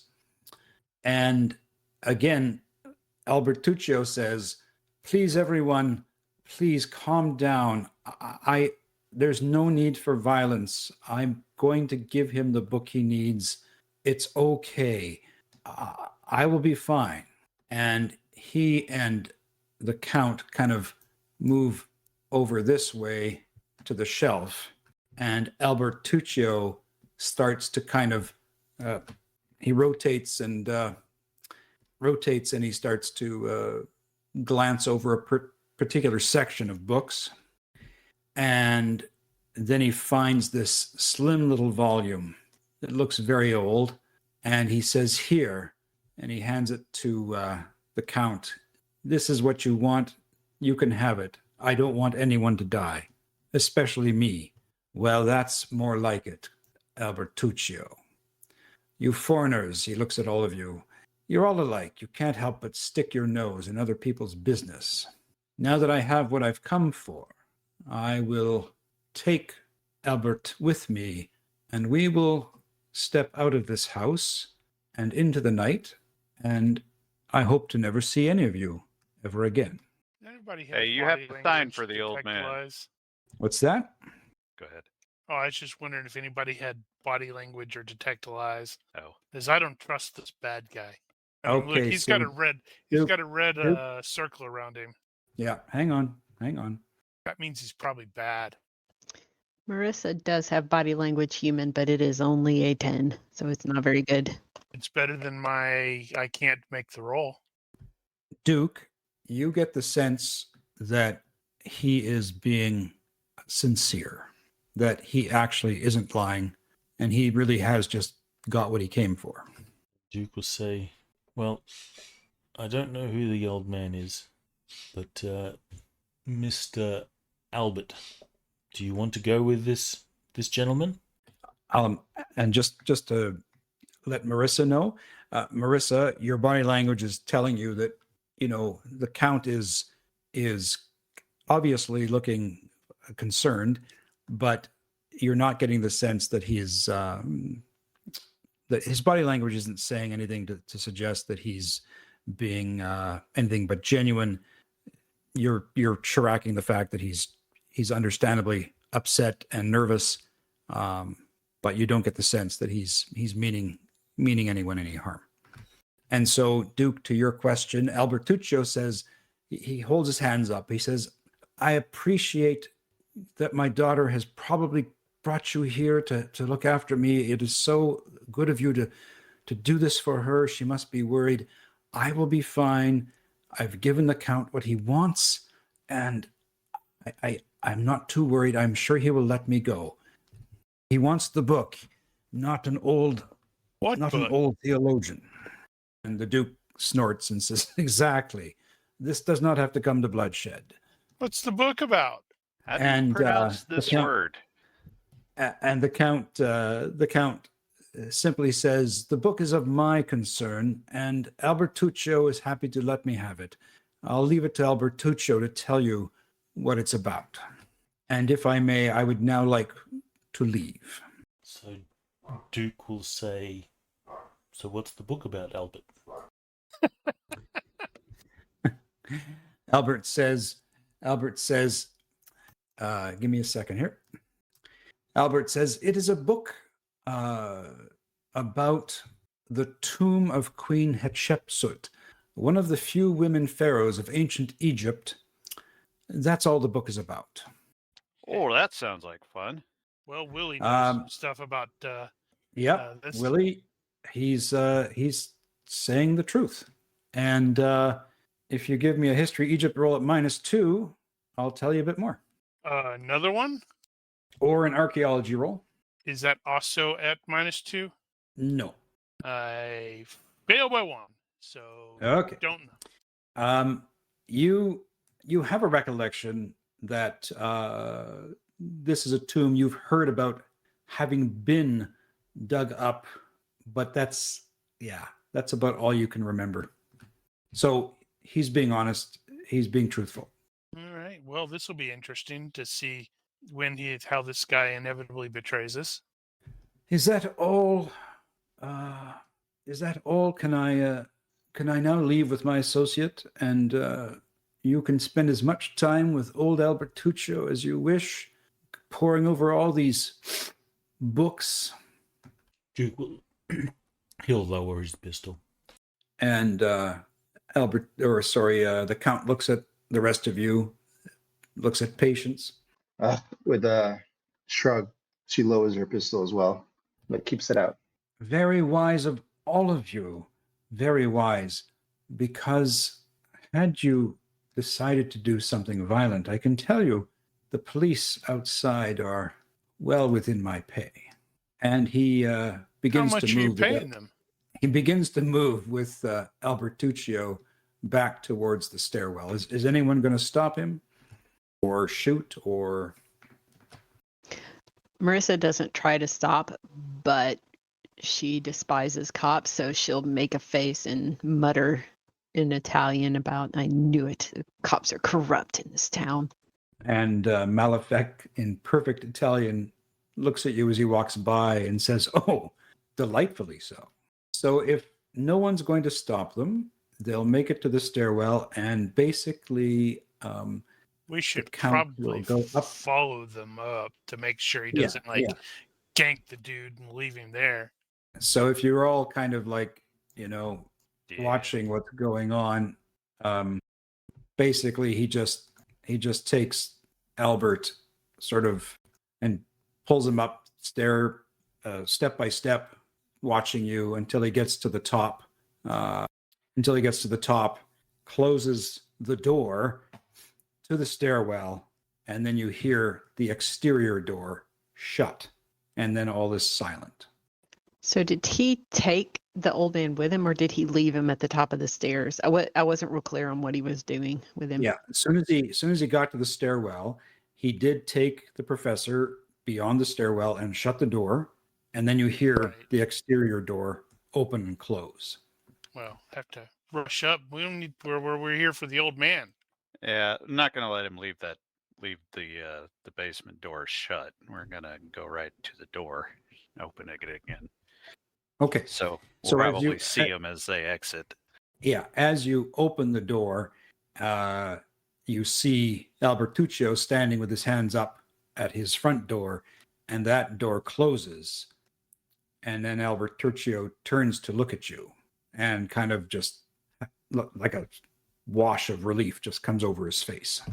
We should probably get you out of here, Professor. Yeah, they're probably gonna burn this place down. So Albertuccio smiles and motions you to come downstairs with him. Is that wise? I with knew these he was dudes? crafty. Is that He wise probably with gave all him these a- guys? Yeah. With all these guys crawling around the town? He motions you to come downstairs. Well, okay. Duke will follow. I'll So will stick my Marissa. head out. I'll stick my head out the window real quick, and I guess I'll tell what's her name to come on in, but she won't know what I'm saying. Well, she's already come to the house because she sees them leave. Albertuccio asks you to. He walks over to his bookcase, and he says, I don't know how long it will take. I don't know how long it will take the Count to figure it out, but I gave him the wrong book. Well, that was pretty smart. We should probably not be here when he does. Crafty old man. You should He, probably not be here when he does. Once he realizes that it's written in Latin, he'll have to have it translated. By all this time, it will make no difference. Why can't he? He can't read Latin? What kind He of can't treasure read hunter Latin. is he? He can't read Latin. Why was that book so important to him? He grabs the real book from another place in the bookshelf and says, "Come upstairs. Why don't we discuss this over a cup of coffee?" Well, we discussed this elsewhere, so before these guys come back. "Oh, I don't think they'll come back," he says. "They're so stupid, these fascists. You know, I think it'll be a while before he realizes I've duped him. Nobody in his entourage can speak or read Latin. Anyway, I would love a coffee. I'm open to going back to my home in New Calcutta if you would like to join me there."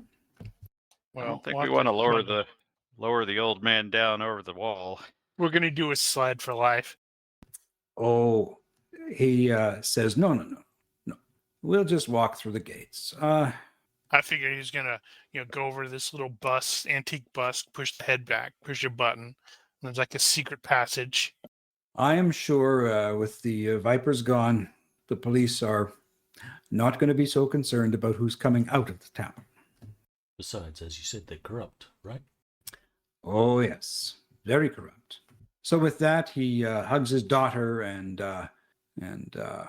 you all kind of make your way through the twisted narrow streets of old Calcutta. You come up to the gate, and the police are rather surprised to see everybody pouring out, but Albertuccio simply tips his hat at them, says something in Italian. Their arms go up. Some of them look like surprised. Some of them look like, oh, whatever, who cares? Get out of here, old man, that sort of thing. And they kind of look at all of you and with some wonder. With him. But they're not concerned about you leaving the town, obviously. And you go back to Albertuccio's house, and he makes you some good coffee and sits down and says to you, "It is so strange. I don't quite understand why the Vipers would want to steal this old book. It is not even one of a kind. There is another copy in the libraries at Oxford. But I've perused it several times, and there's really nothing to it. It's the sad and scattered thoughts of Vicar Eustace, a priest who was overcome with grief from the death of his brother. It has nothing to do with the tomb that the Count is looking for. The tomb of Queen Hetshepsut. Thought they found that in 22. One of the few women pharaohs of ancient Egypt. The queen is said to have been buried with 40 solid gold chariots. Whoever found her tomb would be very rich." Oh, I'm going to have to mistakenly retcon something. Your successful roll told you they didn't find that tomb. They've been searching for it, but they've never found it. But you've heard about the search. Ah, right. It was King Tut's tomb they found in 22. That's it. It was Tut's tomb. Howard Carter. Yeah, but Hetshepsut's tomb they've never found. How much or at least is a all their gold digs have ended chariot in worth? I have no idea how much a gold chariot would be worth, but if you had 40 of them, well, it could bankroll quite a bit of things. I'm imagining things I could bankroll with that. Oh my God, I'm imagining the things that you and Marissa would get up to and bankroll with that. I want a plane that will explode, but then another plane will come out of it. I think I could make that work. Yep. He says the only other copy, sadly, was burned by my colleague James Curl just a few weeks ago. But it was the Vipers who went after him, and then they found out that I had a copy. Well, that seems odd. Why would they be? Okay, so what is the? Is there anything in the book that would be useful in that capacity? I don't fully understand. I mean, aside from the, the rumors that she was buried with 40 solid gold chariots, and perhaps this is why the Vipers are looking for some money. The only other explanation is that he would have wanted perhaps to find the story about the author, the Vicar Eustace, who was nearing the end of his sojourn in Egypt. He fell asleep in a place called the Contemplation Chamber of Sekhmet, where he apparently received a vision of Queen Hetshepsut visiting him, inviting him to live with her in his palace. But scholars believe this was a vision of some warning, that the Vicar Eustace took it as a warning that he would be tempted by the devil if he stayed any longer in Egypt, and so he soon took a boat back to England. I can show you exactly where the vicar wrote about this thing, and I would love when you to start see that. to open the book. Also, who exactly are the Vipers? Well, I can tell you about them if you would like to know a bit more. Absolutely. Well, my understanding of them, and of course, they've been around for a little while, but they're a secretive mercenary group. They go by the name of the Testament of Vipers. Yep, it's Cobra.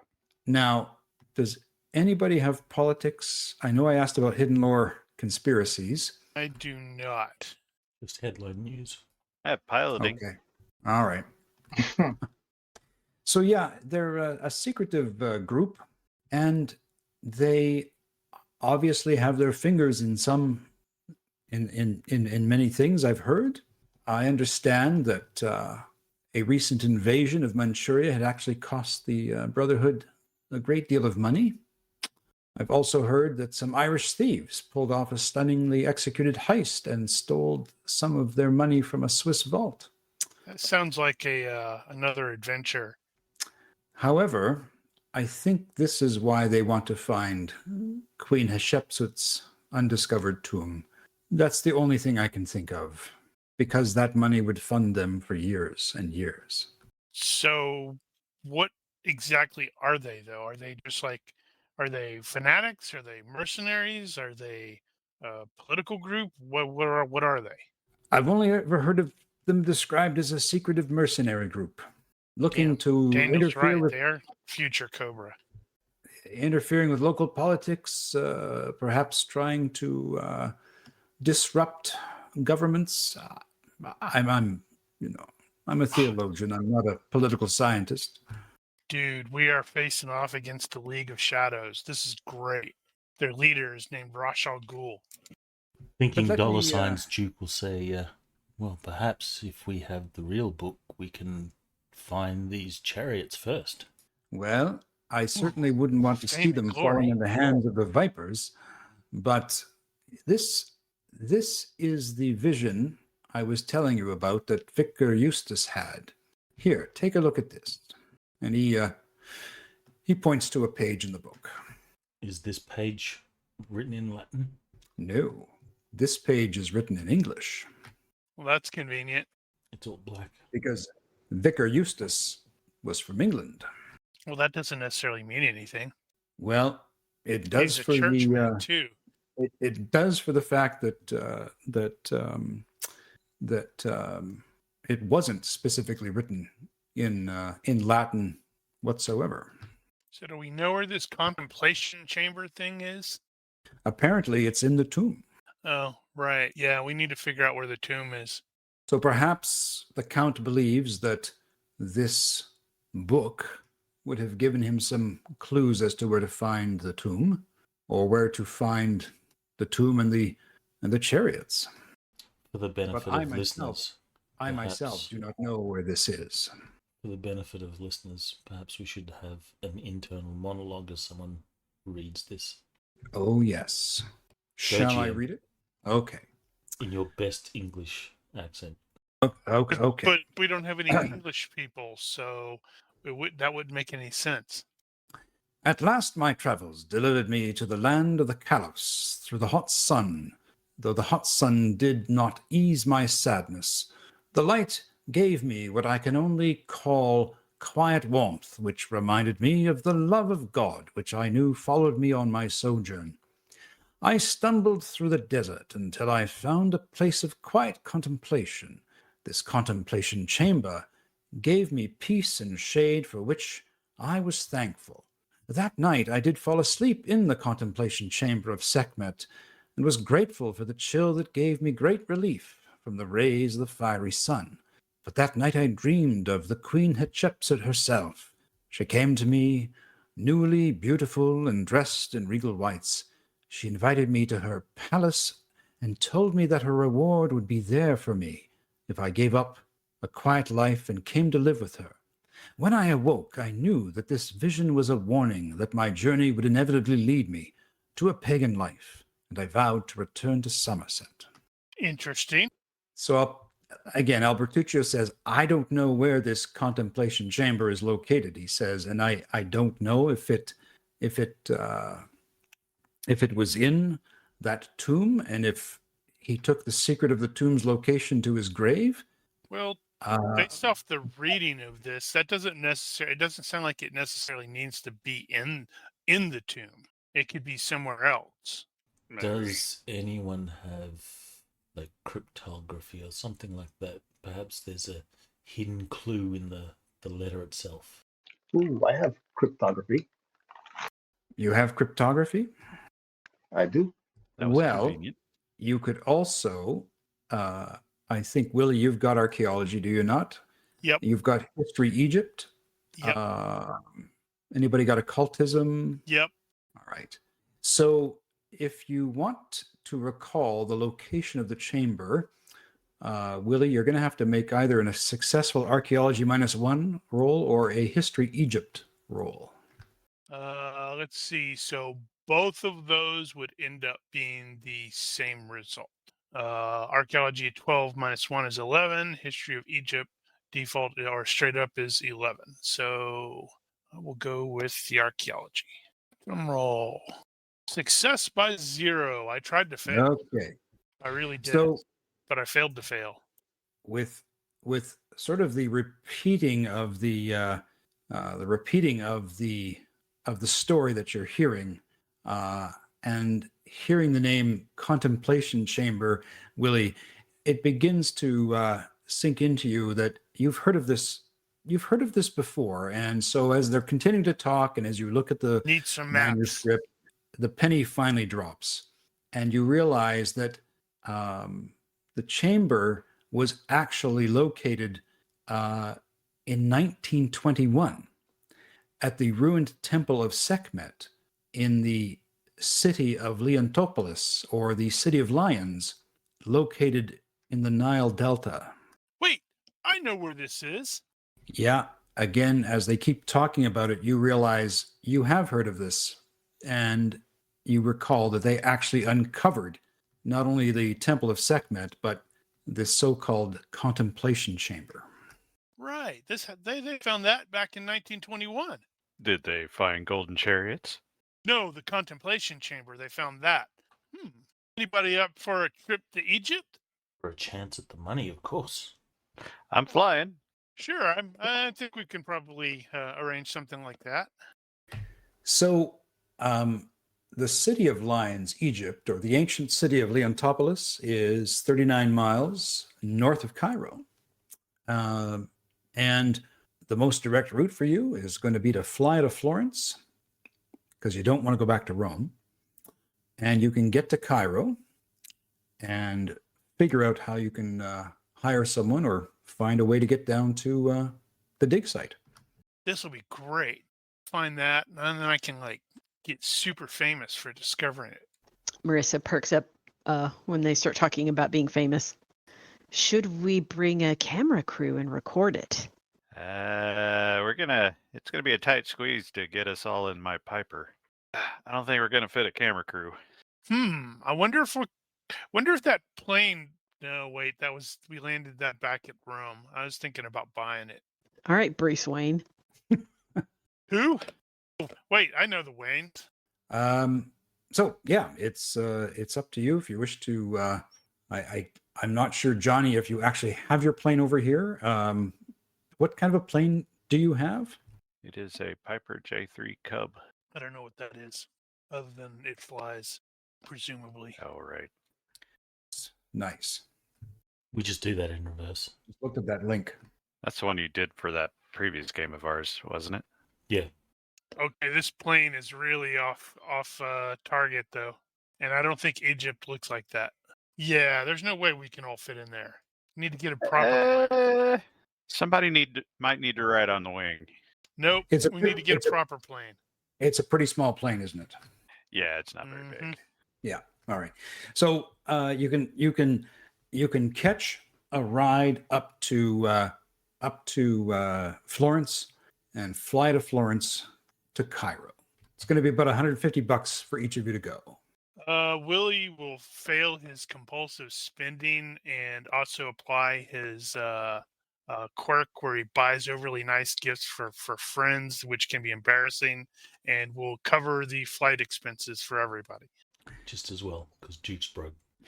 Awesome. So We're is gonna Marissa. we're gonna advance the clock, and the next thing you know, you're jumping in a plane and you're leaving Florence and saying goodbye to beautiful, beautiful Italy as you cross the Mediterranean and land in Cairo and hire a driver to take you north to the dig site. And as you're driving along, the talkative driver will tell you that the excavations are underway on Leontopolis's largest mound, which contains the palace of Ramses II, as well as the temple to Ramses III. And the site is, the lead dig on the site is renowned Egyptologist Dr. C.C. Edgar, who's come out of retirement to lead the excavation. And if you want to make a Archaeology +2 or History Egypt +2 roll there, Willie, go for it. Wow. Even with the 14, it's only a success by 0. Well, you recognize the name, and Dr. C.C. Edgar was recently the director of the Cairo Museum. So it's a name you definitely recognize out of your knowledge of things archaeological. Fantastic. You also know that to gain access to those ruins, you're probably going to need permission from Dr. Edgar, but he's there and he's actively leading this. And so by the time you get up to the ruins of Leontopolis, this is what you see. It's a big map. It says you are here. And you can see Edgar's camp to the north. And there's this massive 20-foot red granite column that stands erect, the column of Merimta. And so as you approach the camp, the driver takes you up to where the tents are, and you can also see that there's a couple of soldiers there. They look like British soldiers, kind of staying out of the sun. But the driver takes you up to the camp and up to sort of where the tents are, and you see a very scholarly-looking fellow come out. Well, I want to go meet him. If this is the Dr. Edgar you said? Dr. Edgar, famous Egyptologist, and until recently the director of Egyptian antiquities at the Cairo Museum. And so he comes out of his tent and he sees the car and he kind of puts a fedora on and begins to make his way over. And his stride looks strong, and he's very interested to see who's pulled up to his dig site. Right. Well, Willie will immediately go over to introduce himself. Wait, how many days has this been? I don't know, but you probably could have made a few health rolls to see if you got your points back. Yeah. You could do the first aid roll first. Yeah, let's do it. Play it fast and easy, and do a first aid roll. Oh, right. Okay, so I guess I was trying to backseat first aid. And it looks like at this tech level, it is 1D -1. It's time to do it again. Well, I would say you're up to almost there. And success by 1. Okay, so after so I should be fine. Excellent. So Edgar approaches and says, "Oh, well, it's good to see some Westerners come to visit me in my dig site. How are you all?" We're doing fantastic, Doctor. I am Willie, Willie Vander Woodson. "Well, good to meet you, Willie. What brings you out to my dig site?" That's a really good question. We would have had to have discussed this, but we're going to end up telling him. Golden chariots. There's no reason to keep the contemplation. No, Room I of was secret or wanting to anything. see the contemplation chamber of Sekhmet Oh, and all that. well, it's always good to have someone who wants to come and see the digs and find out a little bit more. But are you a student of archaeology there, Willie? Well, I'm a dabbler, yes. Oh, a dabbler's good enough for me. Yeah, well, it's not often we get people asking about the contemplation chamber, of course, but what I can tell you is, and then he sees the British soldiers coming over and says, "Oh, just give me a moment. Give me a moment. What's Hey, going on with off that? with you. Off with you. Get back to your vehicles. Leave me alone. Everything's okay. Calm down. Jeez. Oh, these young lads, they're so bored, but they want to get into everything. I mean, I like having them here." Why are they here? I mean, is anything going on here? Well, look, yeah, there were a group of members of some, I don't know what the hell they are, a revolutionary group, mercenary, something like this. They call themselves the Testament of Vipers. Anyway, they were sticking their noses around here, and I thought enough's enough. So I called in some favors, and the British government, they sent a squad of soldiers here to protect the dig, because we're going to be wrapping things up here in a few months, see. But unfortunately, that business at the Suez, they had to pull the full squad. So they've left these two young lads here. But anyway, they're doing a good job. They fire the rifles in the air, that sort of thing, Anyway, what was I saying? Oh, yeah. The contemplation chamber. Yeah. Okay. So I can take you over there if you want to take a look. But as we walk love up, to see it. as we walk up the dig, up to the entry shaft, let me tell you a little bit about it. So the 2-room burial chamber of Queen Kama that was found in 21. Unfortunately, the sarcophagus was badly damaged due to water. The actual chamber is below the waterline, if you can believe this. So anyway, but we were able to recover some jewels from her mummy, which we sent to the museum there in Cairo. Now, the adjacent chamber is known as the contemplation chamber of Sekhmet, and it contains many beautiful images of Egyptian mythology on the walls. But again, sadly, much of the art also destroyed by water over the centuries. Other than that art, however, I'm afraid the chamber is quite empty and devoid of anything valuable, which is why I don't understand why these idiots would come here thinking they could find something. I mean, it's no great secret. It's no great secret that this dig is not exactly, pulling off a lot of treasures. I mean, what they found in King Tut's discovery, hey, awesome, good for them. Sadly, we're not getting the same pull of goods here. Yeah, Willie will make the appropriate noises, and he's like, "Oh man, that is absolutely terrible." Still, okay, so he whistles at some of his work crew and says, "Come on over here. Bring a winch. We'll set it up over the entry location, and we'll winch people down. I hope nobody's scared of heights." No, one hopes not. Well, it's about a 7-yard drop down to the surface of the tomb. Now, there is a bit of water down there, so be careful as you go down. Okay. Got any rope to Oh, yeah, climb down? We'll have it all Outstanding. set up for you. I don't mind you taking a look down there. Honestly, it's actually kind of encouraging to have someone actually take an interest in what I'm doing. Photography, okay? By all means. I don't know how much you're going to be able to see down there, though. To be honest, there's a lot of darkness. Yeah, so we don't have any, real lights set up down there. You're going to have to take some lanterns with you. Aziz, light. Yeah, so this is going to take some time for them to set up. Does anybody else want to ask the good doctor any other questions or have any other sort of things they'd like to take a look at.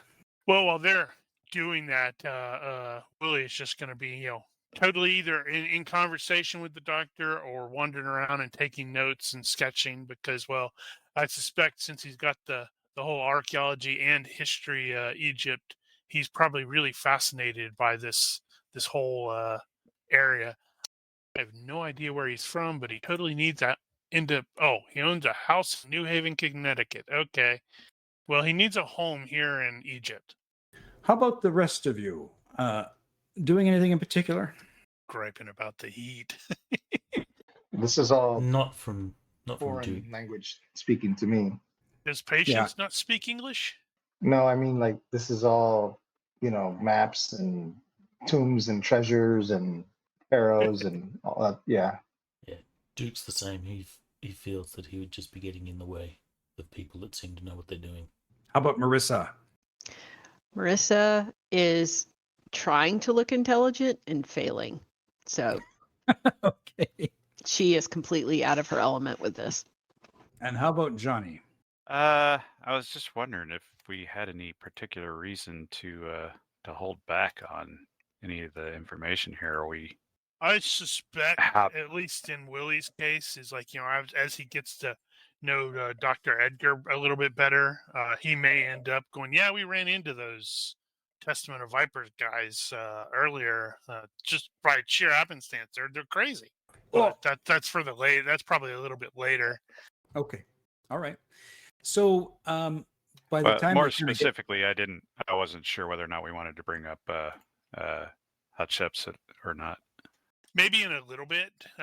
Again, like, get to know him a little bit better and such like that. By the time they get this all set up, it is getting into the late afternoon. However, they finally get everything set up, and they can actually winch whoever would like to go down into the dig. Willie will be the first to volunteer. Okay. Marissa will go second. Duke will follow. Anybody else? I guess that leaves me. I guess I'll take up the rear then. Come on, you chickens. Don't be yellow. Do we have like flashlights or torches, or what do we use for light these Gonna days? use torches or lanterns. Lanterns, probably. I can accommodate. One moment. I think that's sufficient. Uh-oh. That means there's a map. Bam! We're on a map. So, Edgar will give you a little bit of a tour. I'm going to try and give you a tour of this map while I give a bit of the description, okay? Yep. So a 6-foot diameter hole is cut into the rock above where you are standing, and 7 yards below is the tomb of Queen Kama. Due to its location below the water table, the floor of the tomb is wet, with up to 3 inches of water on the eroded tile floor. I think if you look closely, you might see a little bit of movement as your characters are moving through the water. There are 2 connected chambers in the tomb, and so he kind of leads you through the first one, which is the burial chamber of Queen Kama, which is empty and strewn only with broken tiles and heaps of mud. If you wish, you can move your characters further into the tomb to explore. And a worn statue of Hetshepsut, complete with a man's beard on her chin, resolutely watches over both rooms. Well, that makes sense.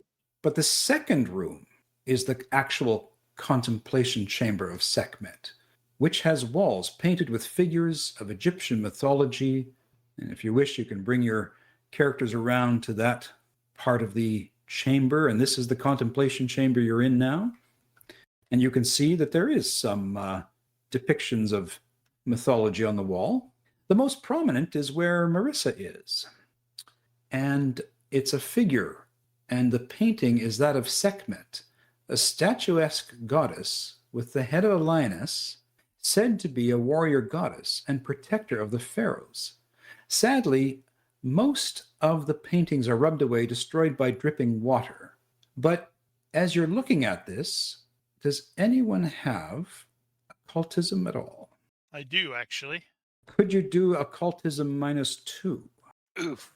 That puts me at 10. Let's see what the dice are like today.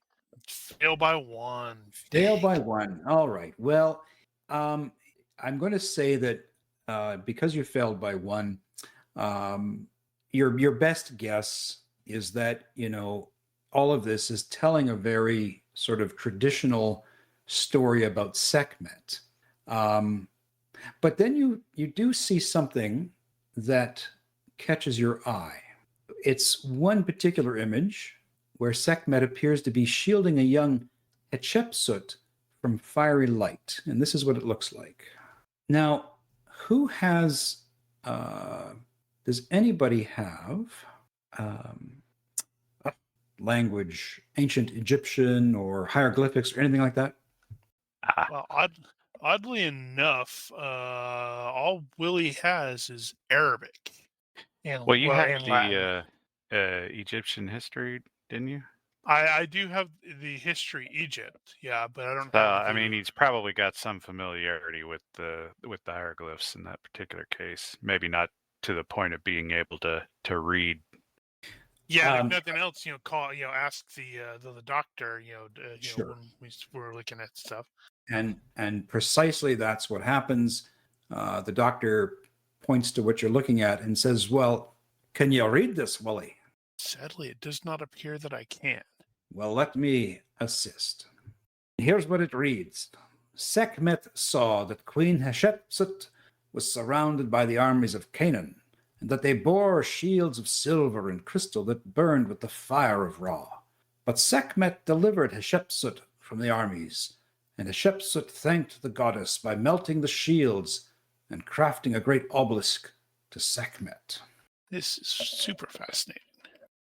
So, Willie, you might not believe it, but this is the chamber where an English vicar had a very strange dream. It's this very place. Eustace. That's it.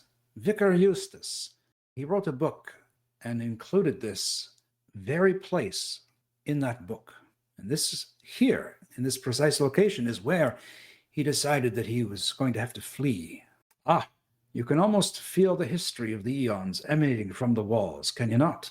You can. It almost makes you want to stay here. I'm looking around for silver and crystal.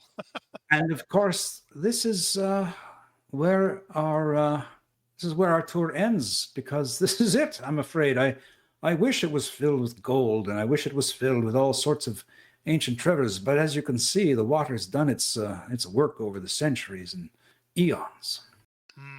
Let's see. So, how do we proceed from here, I wonder? We go to sleep and wait for Sekhmet to show up in our dreams. Oh, is it that obvious? Yeah, okay, yeah. Yeah, maybe ask the doctors. Anybody actually reported weird dreams in here? You mean like stayed the night? Like Vicar Eustace, yes.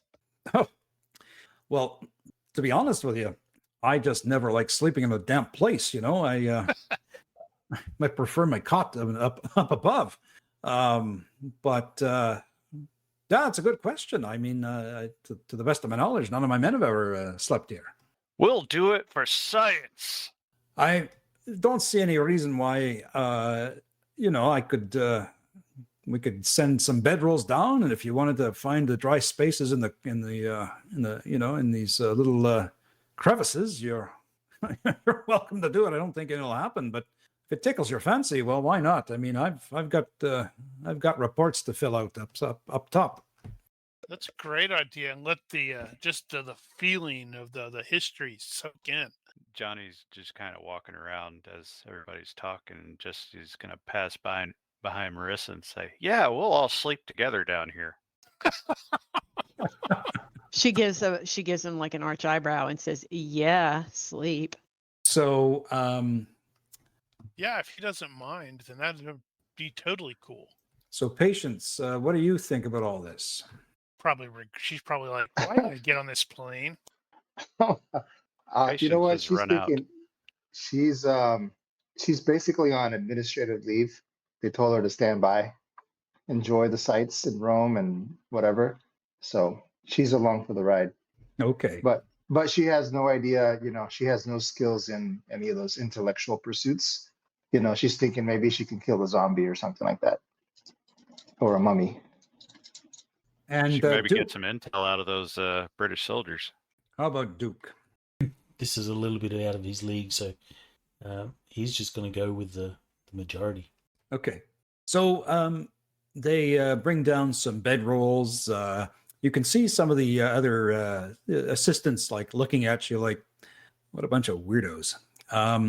But anyway, While Willie's gushing over the various photo or images, and yeah, they do all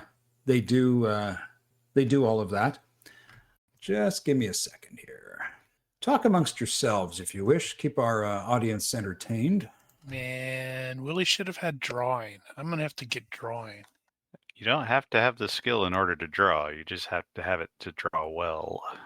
Can you do rubbings like the graphite rubbings over the hieroglyphics? Depends on how much paper you've got. Yeah, let me look. Probably not that much because it's like it's like a travel diary. So probably not. So are we getting jumped by Cobra or are we getting jumped by undead? Cobras. Why did it have to be snakes?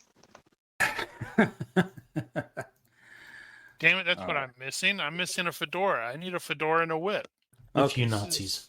This is the late 30s, so surely I've heard of Dr. Jones by now.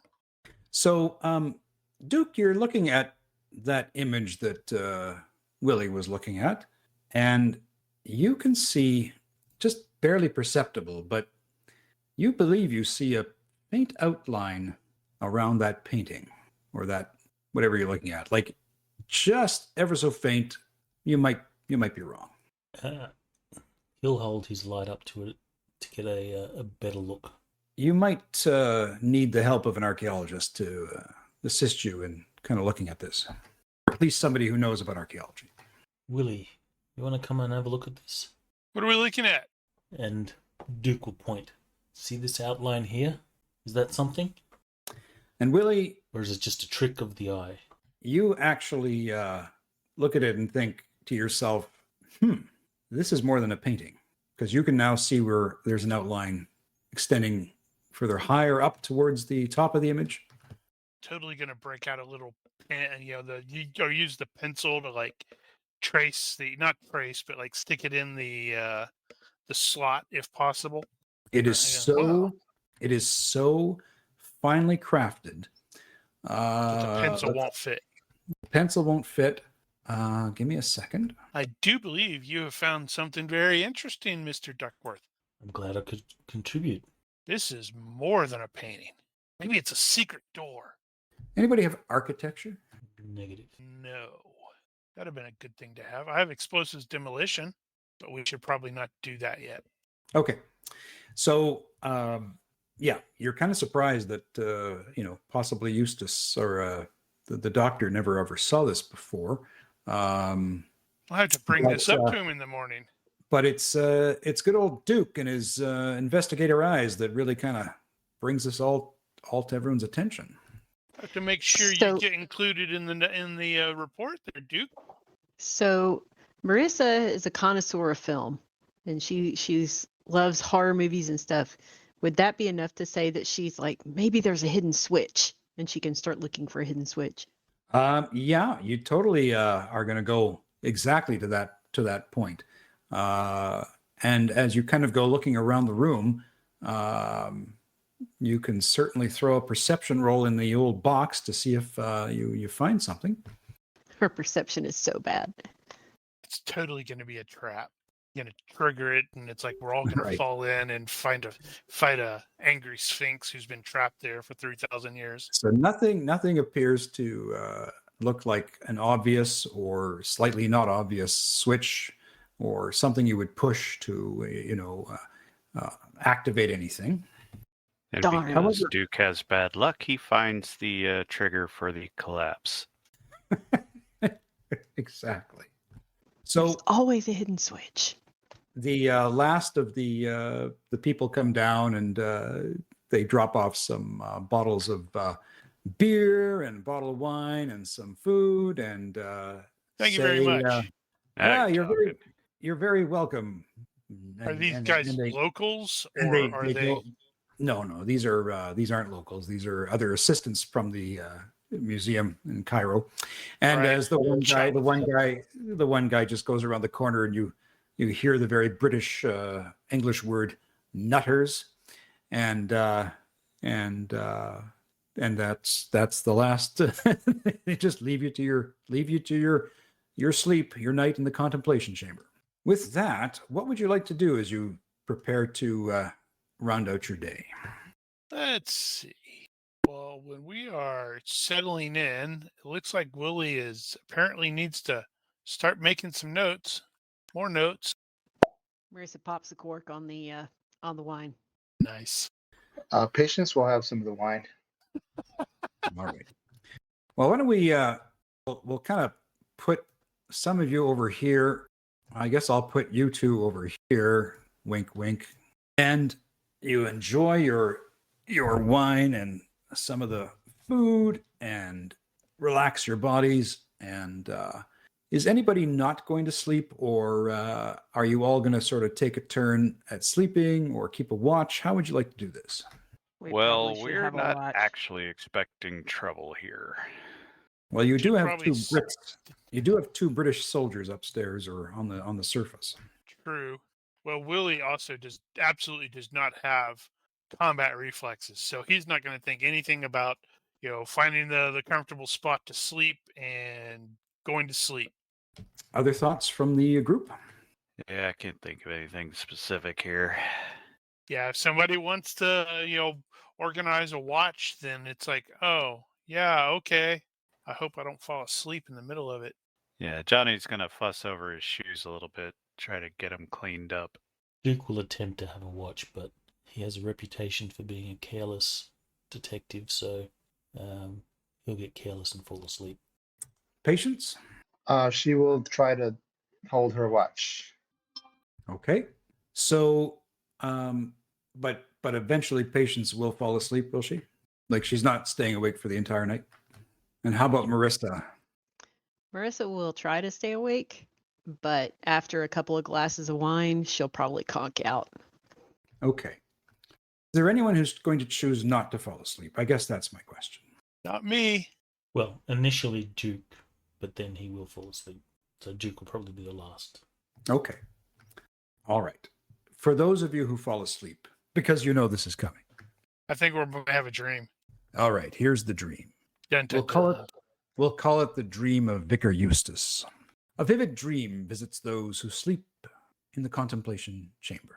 The dreamers see a large golden lioness suddenly leap atop the room's statue, staring at them with the piercing yellow eyes of a predator. And the statue sinks into the ground from the lion's weight. And as the dreamers back up to escape the lion, they feel the room shrinking, their backs pressed against the cold wall of the tomb, and suddenly the goddess Sekhmet appears behind them, wrapping her arms around them, protecting them from the lion.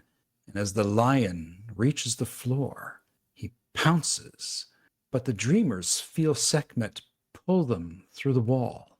The stone dissolves away, and they find themselves in a new chamber, beautifully preserved and filled with polished gold lion statues. And then you all awake in various turns. Huh. And you find that it is probably maybe close to dawn. Nothing's really happened in the evening, in the night. But yeah, those of you who check your watches and remembered to wind them, what a concept, you realize that it's approaching dawn. Well, I had the weirdest dream. Johnny's still asleep. Well, to whomever is awake, I had the weirdest dream. I also had a dream. Did it involve lions? Yes. Nice. Okay, so statue. We clearly know that area is a door. You said this thing was a statue of Sekhmet? That's the statue. That was Hetshepsut. Of Hetshepsut, but that is the statue you saw the golden lioness jump on at the top. So I think Willie is going to spend a bunch of time poking around this statue, trying to see if there's like a trigger or a release or something like that. So maybe it has to do with the weight. Do you want to throw a perception check in the tower, please? I can do that. Here's my probably failed roll. You can't seem to see anything around the base of the statue or the back of the statue that gives you an idea that perhaps it's a mechanism of any kind. Although the lion did actually start to drop with the statue, as you vividly remember. What are the others doing? Marissa is still in the process of waking up, and she's just kind of blank, staring around. Okay. So she's not quite awake yet. Patience or Duke? Duke's probably having a minor freak out that supernatural stuff is sort of appearing to happen. It'll be fine. So the lion jumped onto the statue. Yeah, on the top. And then the statue started to sink. Yeah, it was sinking into the ground from the lion's weight. And then Sekhmet grabbed the dreamer and pulled them through the wall. Yeah, and Sekhmet is that figure that you were looking at where you saw the kind of the cracks. Over there. That's right. So I'm thinking we should probably, or if nothing else, Willie's going to start piling stuff onto this statue for weight, listening for, I don't know, a click or anything like that. I think you're going to have to climb to the top of the statue. Okay, well, it's how tall is it? Oh my, what does that look like? 15 feet? Oh boy, I'm going to fall off my... Yeah. I think that would be reasonable, 15 feet. Right, okay, so this... Right. Now I need to look up this attribute again. Guess right. Okay, so, well, I have intuition, which I keep forgetting about, but I don't think that's necessarily applicable here, because that's like if you have yes or no. It's like right or left, and this is a whole bunch more stuff. But sure, let's do something stupid and climb on this thing. Well, I succeeded by 2 of my climb tests, so I did not fall. So you get up top, and how much do you weigh? It looks like they have him listed as 160 pounds. Okay. Wow, he's small. How much might a lion weigh? Oh, I need more. Depends I need on the more lion. weight and the age. I need more weight over here. Duke will go assist. Marissa will wake up Johnny. Yeah. Somebody should watch that statue to see if there's anything. Not statue, but the painting of the Sekhmet to see if anything changes when we put the weight over here. Lion lady wants to suck us into the wall. What? Exactly. Need somebody else over here. Come over here. Somebody else watch that. Right. Yeah. Climb up here. You can have the other shoulder. Now I'm kind of glad that the. Where'd you go?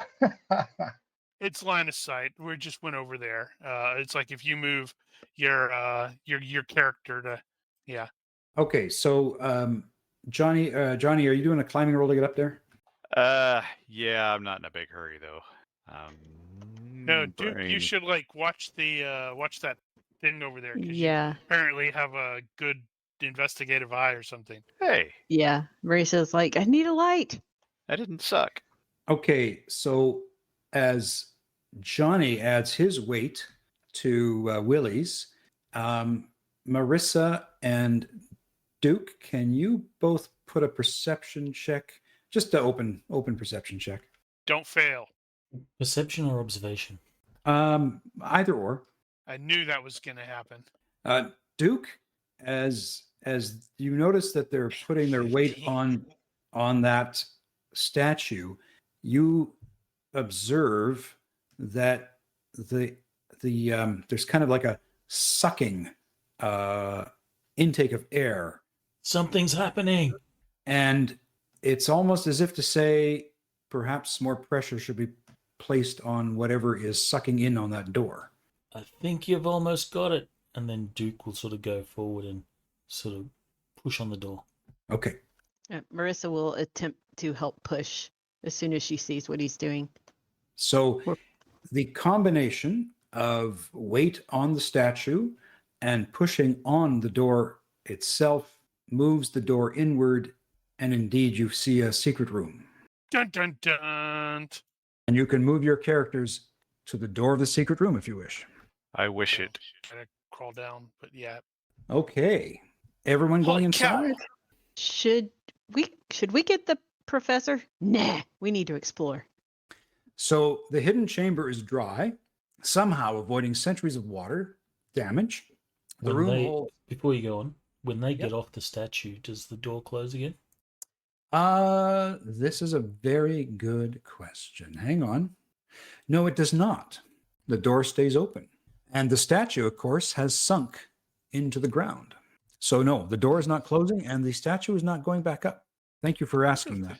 Wonder if there's Duke. a way to reset it.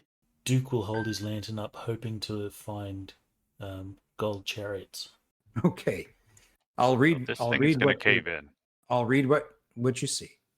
So the room holds 6 brass lioness statues, which in themselves would be fantastically precious to any museum.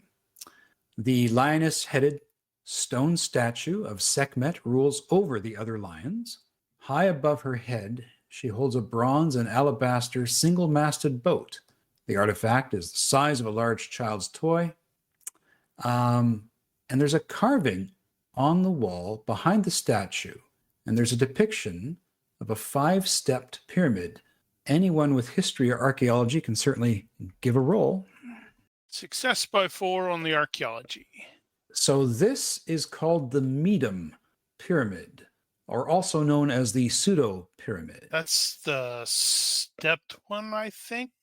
Yeah, it's a unique stepped structure that looks markedly different from traditional pyramids. However, unfortunately, there are hieroglyphics underneath this description. Damn it, I really should know hieroglyphics.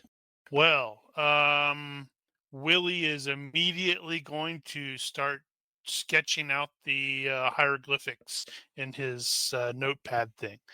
He may not be able to read them, but once we get the good doctor in here, maybe he can. Well, he will be able to. Do you want to just go and get to the good doctor? I go back and fetch him if you want. Yeah. Go ahead and do that. Good Okay. idea. So, Johnny, you go and see that indeed the winch system is still in place. Nothing's happened. Do you call up?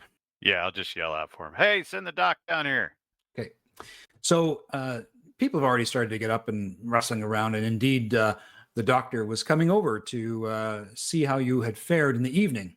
And so he says, I'll be right down in a moment. Wait. And so they slowly lower the doctor down.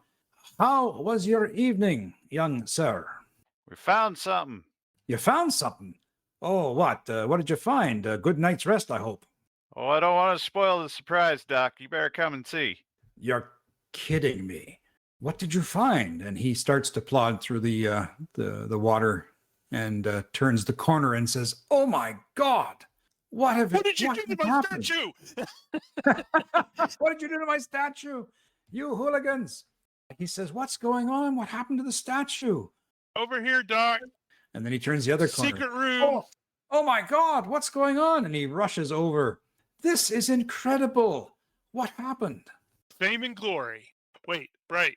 Had a weird dream, and it got us to thinking. And 2 of us climbed up on the statue, and the other one pushed the door, and ta-da! This is incredible. And he's just beyond himself. He can't believe that you've discovered something. There's not even a whit of envy or anything like that. He is just like giddy as a Scottish schoolboy. Carter can, will suck eggs, eh?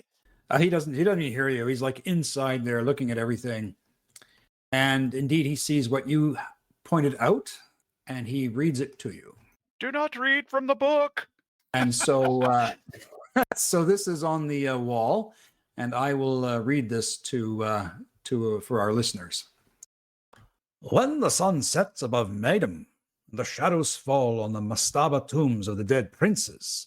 Sekhmet's pointed shadow shall take the living to the eternal sun halls of Hetshepsut.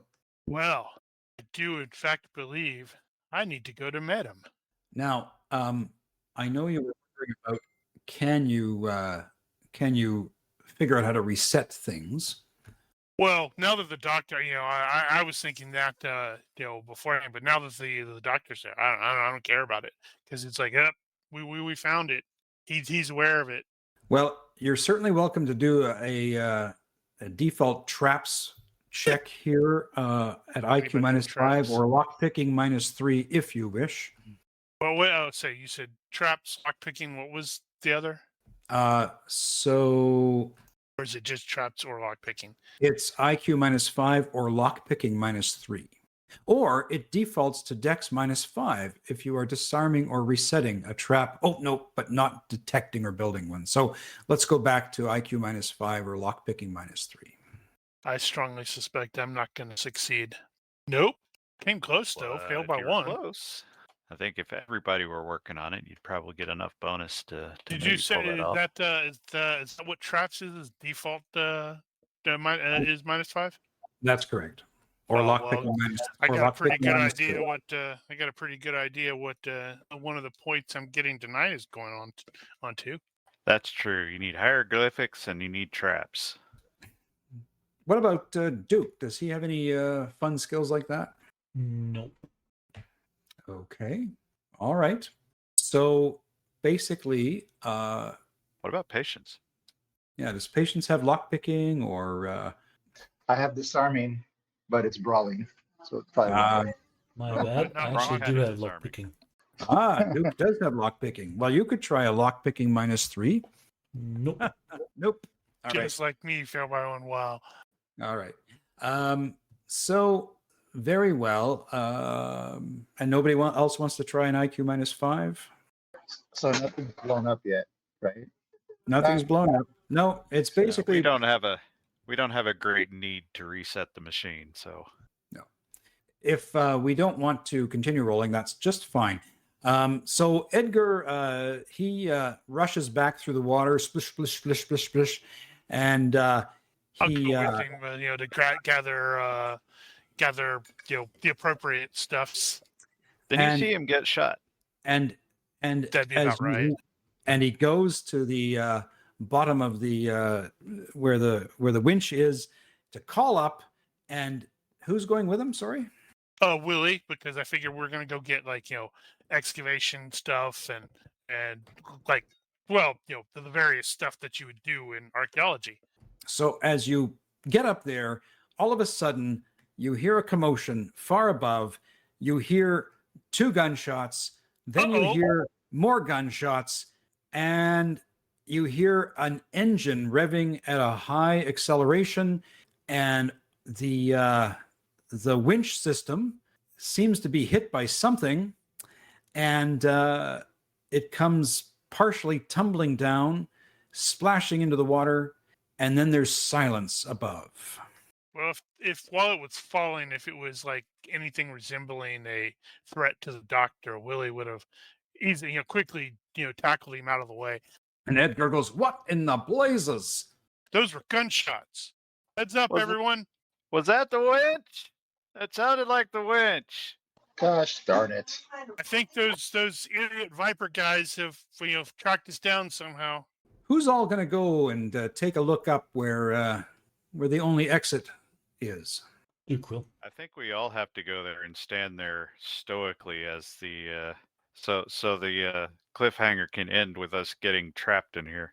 All right, you all gather around, and there's a kind of like a pouring in of sand coming down, and it's hitting the water and making that splishy splashy sound that sand does when it hits water, and it's all very quiet up there. And then Yeah, that'll bump out. you see a head kind of peeking down over the entrance, and you see this face, Oh, he looks like a great dude. I like those sunglasses though. and you see that face and the man says, "Hello, Dr. Edgar. So nice of you to be already where I need you to be. How is everyone down there? I'm afraid your soldiers are now dead." Well, that was uncalled for. "Well, unfortunately, they fired on us first, and we're better shots. Aren't we, boys?" And you hear this, Not me. "I would like to be able to see the contemplation chamber for myself, if I may." Well, there's not much to see, lots of water. "I somehow don't believe you." Why not? I'm just telling you the truth. Well, you're welcome to take the winch down. Never mind. "Oh, we can hook a rope up to our vehicle here and lower ourselves down. Would you be so kind as to drop any of your firearms into the water where I can see them?" Well, that would be downright stupid of us, wouldn't it? If I pointed it at your face, you could see it. Oh, you Americans, always good with the quips. You see him produce what appears to be some sort of a canister in his hand. Oh, crap. He's going to grenade us to death. "I'll tell you what, you can either drop all your weapons in the water so I can ensure that we can safely come down, or I can pull the pin on this and let's see what happens." And then he says, "Oh, to hell with it. Here's a quip of your own." And he pulls the pin and throws the canister down towards you. Someone needs to be a gunslinger and shoot it and send it back up. Unfortunately. This is not that kind of game. So so what it is it's not a fragmentation grenade. Well, I don't know that. Once again, I'm going to dive and tackle the doctor out of the into cover. Okay. What it is a canister of tear gas. Wait, they had tear gas back then? Well, they did have all sorts of lovely gas Yeah, from that's World War I. true. That's true. Well, it could also be mustard gas, so I prefer the tear gas. Now, did the cloudiness just appear on the map? Yes. I guess it did. So anyway, so tear gas is going to start to fill up the area, and you are welcome to either try to remove yourselves back into the other chamber, because he's now pulling the pin on a second tear gas grenade. Yeah, I'm thinking it's time to fall back. Before the smoke sort of gets to him, Duke is going to take a breath and run. And you just screwed Right. yourself. Yes, you did. Absolutely did. As So- you took a breath of the tear gas. Well, no. He before- said before the smoke. Before the So smoke gets to him. as it's coming No, down, that's what you think. We were explicitly shown, don't do that well, because that stuff spreads a lot faster than you think it does. so in the interests, those of you who wish to relocate to the secret chamber, please do so. Yep. Taking the good doctor with us. Right, you had to follow the openings. And what I'll say is that, the tear gas is filling the other two chambers, and it's not really. I know it looks like it's coming right into that room, but it's not quite getting into that Right. room. So now would be a good time to try to see if we could reset this. Right. So what you do notice, as I said before in the previous description, is that there are a number of these bronze lionesses around. Maybe one of those moves or sinks, or you might want to ride one or play with one. Hint, hint. Yeah. So the lions, what's they're facing?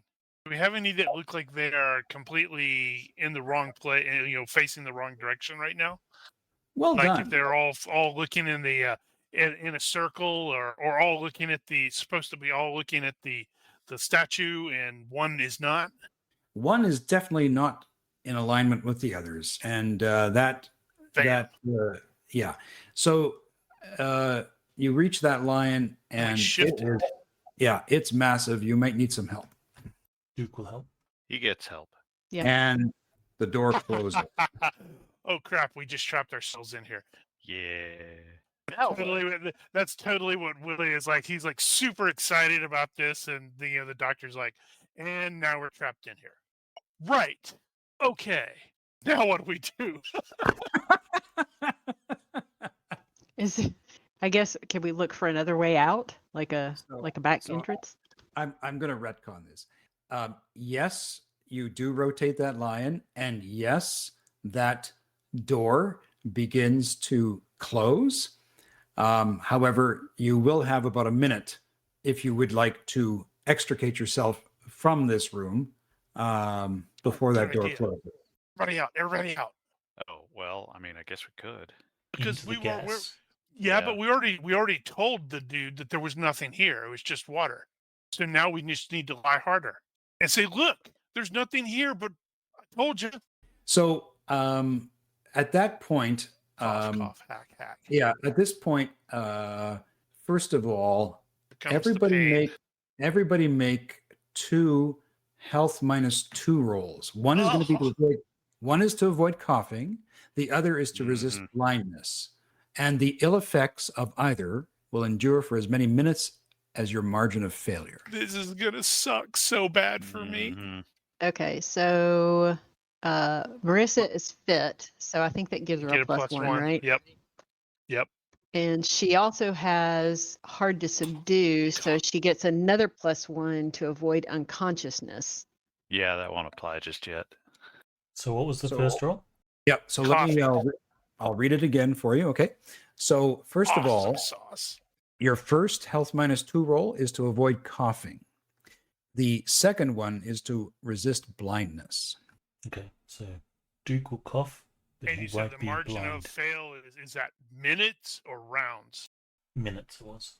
So your effects endure for as many minutes as your margin of failure. Okay, so Marissa's good. She succeeded both of her first ones. And we've all got 12-inch boogers now. Yep. I'm coughing and I am really blind for a really long time. How did patients do? I'm rolling right now. So I don't know if I did this right. I got fit with a +1 and then a -2 for help. Yeah, you're good. That's And then you coughing. Coughing. Yeah, that's your coughing, and this one will be your blindness. Does the fit affect the blindness roll as Yep. well? All right, rolling. Okay. So correct me if I'm wrong, but all 3 of the guys failed. Yes. Yes. The gals are the Girl heroes power. here. Yeah. So the cloud begins to disperse, Cough, hack. and you can hear the guy from the hole saying, "Have you had enough? Are you ready to surrender to me, or should I send another one down?" I replied to him wittily with a cough. Oh, you Americans, so stubborn. And all you hear I can do is cough right now. anyone at all? I'll give Down you. here, hack. I'll give you to the count of 10. And he begins to count. And Edgar's like, "Oh, God, I can't take another one. Just do what he says. Do as he says. There's nothing down here." Marissa will kind of look around at everyone and then just holler, "Fine, come down. You'll see that we're speaking the truth." No. My dear lady, you will come back to the entrance and you will deposit your firearms in the water. Cough, hack. So who actually has firearms? Duke does. Willie does. He has a pistol, yeah. Just seeing if I have holdout. No, I don't. Does Patience Nope. have holdout? No. And as you're contemplating all of this, you hear a ting. Psst. Well, Marissa will hold out her hands and,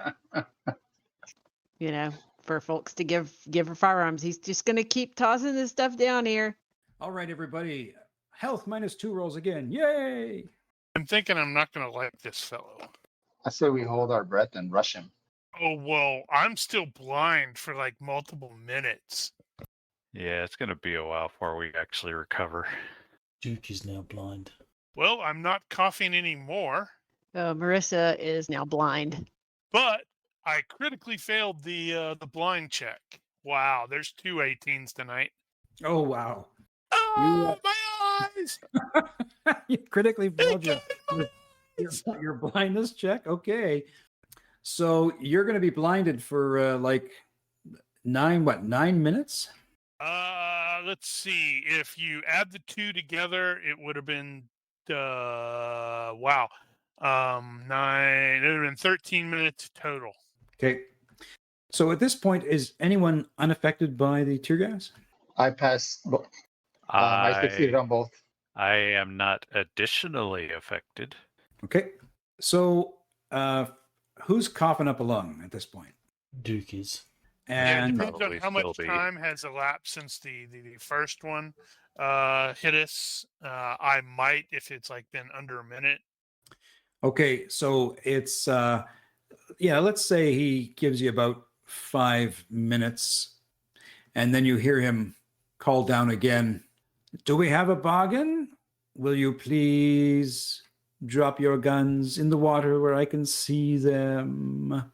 And we can't see him. I can't see anything. He's just sort of standing out beyond the hole, so he's yelling into the hole. Because I'm about to rush his butt. Yeah, but Well, he's up. We yeah. can't. You can't rush him. He's like 7 yards above you. Yeah, because remember we Under. had the winch, and they killed the winch. Oh, so, right. so He hit the trap. So he says, well, the good news is I'm all out of tear gas grenades. The bad news is I have other grenades. I think I'll start tossing them down. no need to do that. I can't see a thing. I need somebody to help me get there. Stumble, trip, fall. Yeah, Marissa's blind. She can't. She's blind. I guess is it a number of minutes for the margin? Yep. Like how much you failed? Okay, so for That's 4 right. minutes, Marissa's failed. I Blind. think in reality, it's probably not a literal blindness. It's just you can't open your eyes worth a damn. So I think it's literal blindness for me because I rolled an 18. So he might be something else. It burns. Okay. It burns Well- my eyes. Duke is Splash some going water in to after he can start seeing and maneuvering, he's going to hide his pistol in the rubble Okay. or something. Okay. Bonk. So so again, the guy calls down and says, would you all please come to the entrance? I'd like to see you put your weapons into the water, please. I can't see the dang entrance. You blinded me, you jackass. Left. You could have put your guns in the water. That wouldn't have to come to this. You're so stubborn. You could have not thrown grenades. Just for reference, in amongst the rocks there is where Duke will put his pistol. Okay. I'm totally facing the wrong way. I think Johnny is actually going to throw his pistol out there just so he can see something has happened. I think if So- everybody says they don't have one, then he's going to be suspicious. So how he deep's, says, how deep's this water? oh, it's only 3 inches. Enough to cover a weapon. Yeah, not Willie like you will can't toss recover it or his, anything. but he has no idea what direction he's facing. Now, I'll make a deal with you. You're all tired of suffering, yes? Marissa just turns out her pockets and holds out her hands like she's got nothing. She doesn't even have a pocket knife. Very well. So you see him poke his head back over into the hole to see that you've put things down. Now, who's putting something into the water in front of where he can see? I don't know if it's in front of where I you can did. see. Okay. Patience, how Good. about you? What did you do? Well, I have a question about the environment. Sure. I don't know how much light, because what she wants to do is basically throw her knife into the water Yeah. and just make him think she threw something, her gun. I don't know how well he can see from 20 Well, To be feet fair, that above water's him also in the going to dark. be really muddy. Yeah. So that might actually work. Yeah. He's going to want to see people like dropping firearms. He's going to want to take a look to see that you're actually doing this. Duke if you actually wanna- well. has a shotgun, so he'll drop the shotgun into the water, and he's hidden his pistol. Yeah. Bad guy's got a rather limited ability to actually see what the hell we're doing anyway. So he says, okay, You've put all your weapons in the water, yes? I don't know. I can't see a damn thing because of your tear gas. Well, I'm not terribly cruel, you know. I just want to know one thing. What did you find in the chamber? And if you let me know There's a what it chamber? was you found, if you let me know what you found, I'll just go away. All I want to know is, what clue did you find in the chamber? That's all I want to know. Hold on. I have to find something. I don't think we made it that far. No, we did. Oh, damn it, I don't have bluff or fat. Wait, no, I have fast talk. Where is the damn? There it is. Okay, so when the sun sets above Maydom and the shadows fall. So Willie, thinking fast, is going to say, wait. No, I'm wondering if I can do this. So this is me thinking out loud to the other players. I was contemplating basically rejiggering this the inscription because it specifically references Meidum, which is a step pyramid. There are other step pyramids in Egypt, so I was thinking of changing that, like when the sun sets above was it Djoser, Djoser, which is another step pyramid, but it's like northwest of the ruins of Memphis. So send them on a wild goose chase. Well, But the thing that makes me hesitate in doing that is, why wouldn't he come down here to look himself because he's going to trap us in here and leave us. or throw more grenades? But no, the thing I'm thinking here, since we're thinking out loud, is if he quote unquote knows that we got into the chamber, which frankly he had no reason to know, then that suggests that he knows more about this situation than just whatever he read in that book. And this is a different person, by the way. And this is a different person, obviously, but So he knows more than we think. yeah, just thinking out loud. So the chamber he's referencing, would that actually be the little area where we were originally like camping with like the hieroglyphic The dream? on the wall? Is it the contemplation chamber or the secret room? Yeah, he may be referencing the contemplation chamber. Now, He just wants my reflex here would be to presume that that is what he's asking about, is the contemplation chamber, whether or not that's actually what he meant, and just play along with that. I had a dream in the contemplation chamber about the step pyramid of Djoser. Okay, so that's your fast talk attempt? Yep. All right. Which But you want to need to throw make in a fast talk test. a fast talk? We'll do a quick contest. Throw your roll in the pyramid, please. Finord. I hope I rolled well. I probably didn't roll well. I'll try to back him up. It's never good when the GM laughs. No, I just like I liked the Finord bit. Well, if you drag the dice over the tower, it actually changes not the tower, but the all-seeing eye. It actually changes that to Finord. And that it does. Okay, so he says, that name, I believe, is a lie. I believe. Well, it was a dream. I believe you have information about the location of Hetshepsut's tomb. Yeah, that the I know pyramid is is in the Djoser. and I know that is a lie. So if you don't want to play along and you're going to continue to play games, then I'm going to continue with my games. And this time you hear a snick. I think you made him mad, Willie. And he tosses a frag grenade into the hole. Okay, Well, he's not going to crap. play. That's gonna suck because I still can't see a damn thing. So knowing my luck, I'm gonna Well, leap I'm gonna towards the grenade. I'm going to grab you as I'm running off. All right, And everybody. I'm assuming everybody else is also running off, like I'm not just leaving everybody behind. Did you see the hexes just appear? Mm-hmm. Yeah. Oh, that means I need to locate the map again. Thank you.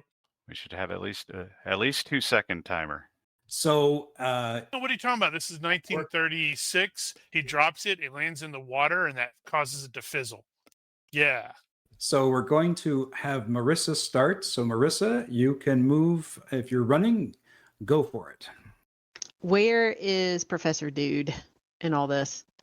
Professor Dude is he would be beside Johnny. You should grab Alright. him, Johnny. I'm just gonna run in the direction I'm facing. So, is he on like the far side, like the opposite side of Johnny from Marissa, or is he like kind of next to her? Because she'll just grab him and He's make a next to break you. for it. He's next to you. Okay, she'll grab the professor and start hauling him off, like with her apparently impressive strength. Okay. Let's say that causes you to have to go sort of 2 points per hex through the because you're trying to move him along and he's a little befuddled and coughing and wheezing. Yep. So her move is 6, so that's 3 hexes. Yep. Okay. Patience. What do you do? I'm running like heck. Okay. I don't see the hex that you're talking about with the grenade. No. Can you just see the hexes? The hexes on the map? Yes. Yeah. I just put them on there so we can move into actual tactical combat. So if you want to move your character, go for it. Is there any cover? Yeah, you could try and get behind the pillars to either side of you. Yeah, I'm You can- gonna run. If there's something that I can hide behind and get cover, Okay. that's where I'm running. All right. Do you want to move your character then? Sure. Let me see what my move is. Hold on. Where is that on the main page? Wow, your name changed. Look at all those Y's. You got a basic move of 6. Yeah, just push the talk button every time I click on something. It's kind of annoying right now. That's why so I I can- love having an Xbox controller plugged into my mine. And I use it. I have it set it to the B. Well, I have a mouse with like 12 buttons on the side and then 4 on top, and I don't know. I should probably use one of those. I fixed it. That's right. Okay, I use one of the side buttons on my mouse. All right. So you get yourself positioned over there. Okay. Duke. Johnny. Just running. All right. Johnny's basically going to do a move and attack here and grab Willie on the way out. Okay. And Willie? Ah, I'm being attacked. I have no So- idea where we're going. Okay. So Willie I will don't just even- we'll let Johnny lead you. So this turn he's grabbed you as you're trying to figure out where you're supposed to go. This turned out to be a pretty crappy idea. Round 2. Marissa. Gonna continue dragging Professor Dude along for another 3 hexes. And click the next actor button, please. Patience. Did I hear or did we hear where the grenade splashed? Sure. It went somewhere. Where was the badass action guy who was like standing there waiting and kicked the grenade back up? Somewhere in that circled area there. I'm not seeing a circled area. Yeah. Curious. How about now? Oh, No. Now it's I see you. you. great. Oh, somewhere in there. It landed right next to me. All right. It pretty much did. Your host, bro. Well, you can squeeze in behind that column, maybe. I hope it doesn't go. That could be worse. Oh, I you're think gonna need the grenade spreadsheet, aren't you? So you're just tucking yourself behind that column even more? I wonder if I could have tried to pick it up on instead of running. Too late now. All right. Yeah, you're cool, but you're not that cool. Well, you could try now. I'm not so certain there's a lot of chances of success, but No, not now. you could still try now. I just don't think it would be great if you succeeded. You're like, hey, you got the grenade, and then it goes off. Well, I'm committed. There's nothing else I can do at this point. So she's gonna hide or cover as much as she can, crouch and sneak behind a pillar. Okay, so you're kind of trying to wedge yourself behind that pillar as best you can. Good stuff. Click on the old next button. Well, it might not be good stuff when it explodes and smushes him. Duke, you moved? Yeah. Okay. Yep. Click on the next actor. Thank you. Johnny. Right, Johnny's moving, and until he'll be hampered until Willie can actually start moving on his own. Okay. Trying to click on the damn thing. Ah, god damn it! I accidentally hit the unmaximize, and it fucked up all my windows. Willie, you're just moving along with all right. Yep. So Marissa, what do? You've probably got this turn to get around that corner. Yep. Still dragging old professor. We'll get just around the corner. Alrighty. Patience. Just screwing yourself up against that pillar as best you can. Yeah. I don't know if she's what religion she would be, but she's she's Catholic. She's like her Hail Marys and whatnot. Yeah, you're French. Yeah, she's Catholic. French in the 1930s, absolutely Catholic. Duke. Duke will just hold there. That is a solid wall right next to you, isn't it? Yep. That is. Johnny. All right. Still moving. Still got Willie and trying to guide him around the debris. So Marissa will go ahead and she'll keep going another 3 to shove the professor further back behind the wall. Okay. I think Patience is wondering how long does it take for this damn things to blow up? It's going to blow up on the next round. You want to check it like Coyote does in Roadrunner? She's an intel, so she should have a pretty good idea. Duke, sorry, what were you asking? I was saying, does she want to check it like Coyote does in Roadrunner? Exactly. Shake it a little. I guess that only works for the Acme grenades. I didn't ask enough of the right questions in the beginning because I think she totally would have grabbed it and thrown it back up. Well, maybe the next one. I think you made the wise choice. I'm just going to say. Fishing around in low lighting for a device underwater. Yeah, you chose wisely. Well, she could take her hat out and catch it like a baseball. All right, Johnny, pulling Willie to safety. Yeah, it should get us nearly clear of the stuff here. I guess that's about as good as we can do. Yes, Duke will be covering his ears. Okay. So Marissa will see Duke covering his ears and be like, "Oh," and she'll cover her own ears. Okay. Alrighty. So this grenade, this is where I need the more experienced people to kick in with their opinions here. So this grenade is, it's basically a stick grenade, a German stick grenade, and its damage is 5D crushing explosive. 5D. Does it have a fragmentation? All it says is 5D crushing explosive. So there's no bracket number after? No. So no frags. Roll 5D? No, you don't need to. So right now it looks like there's only 2 of us that are actually exposed, depending on what you consider exposed there for Solange. That's correct. It would be a Stahlhandgranat. Yep. That's 5D crushing explosive. Yep. No frag listed. So it's incidental fragmentation only.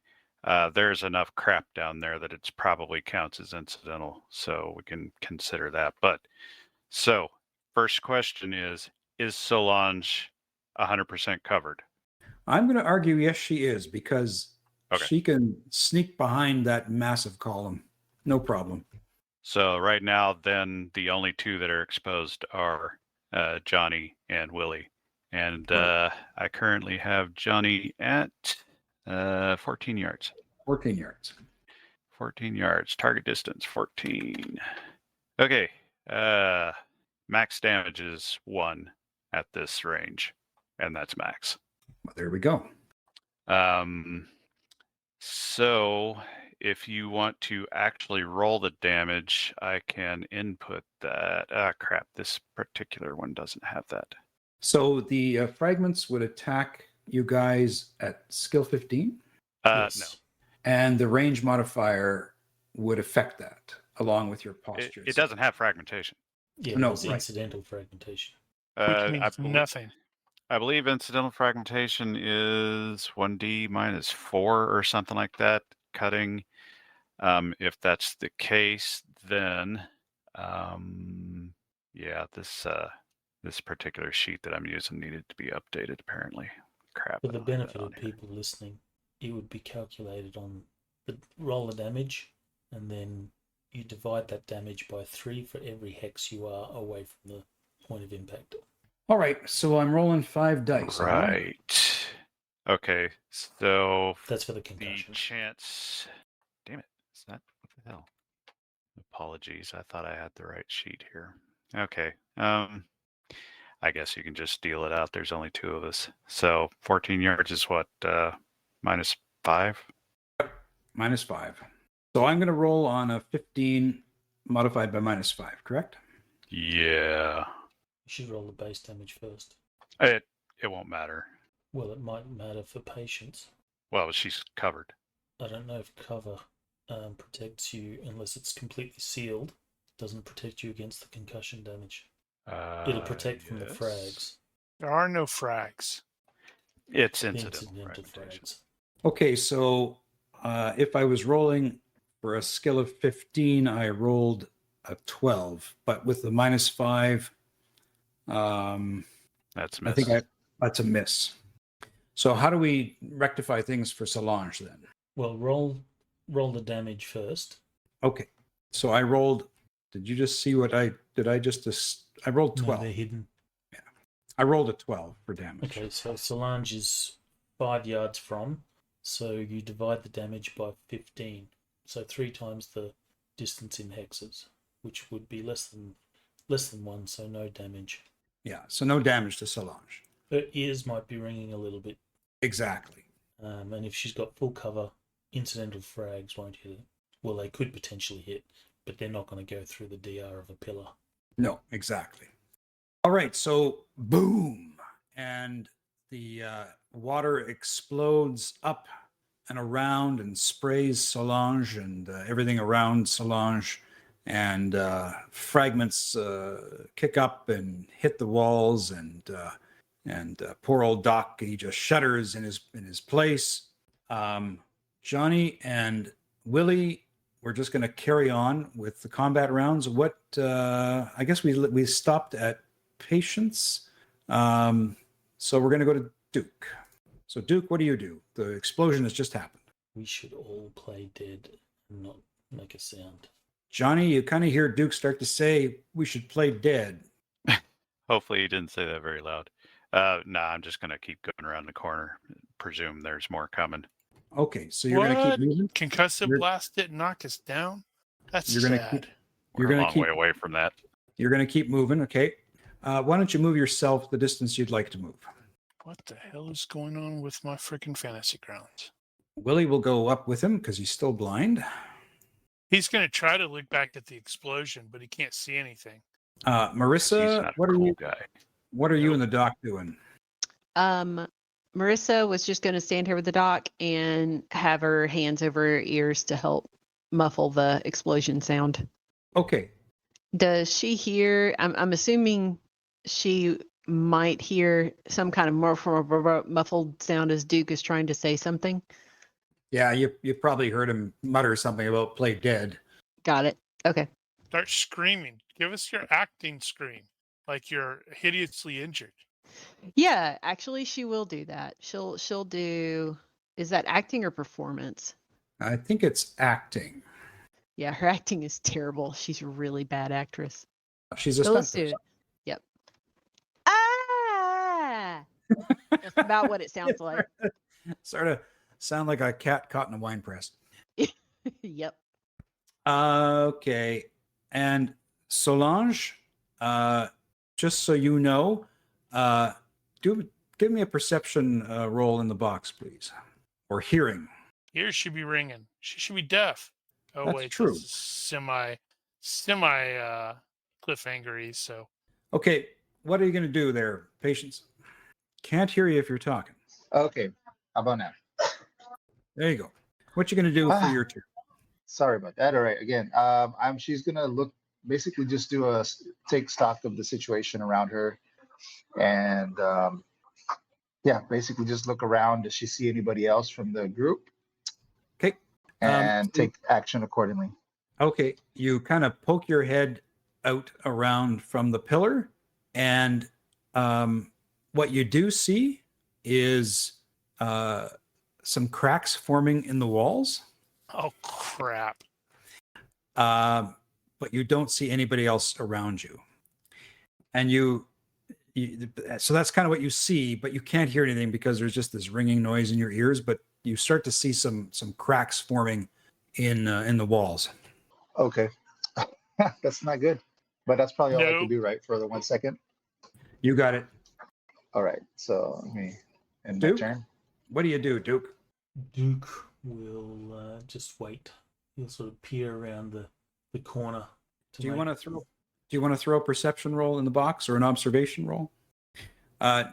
Duke, as you look around the corner, you can see there are some obvious cracks formed on the wall across from you. Johnny and Willie.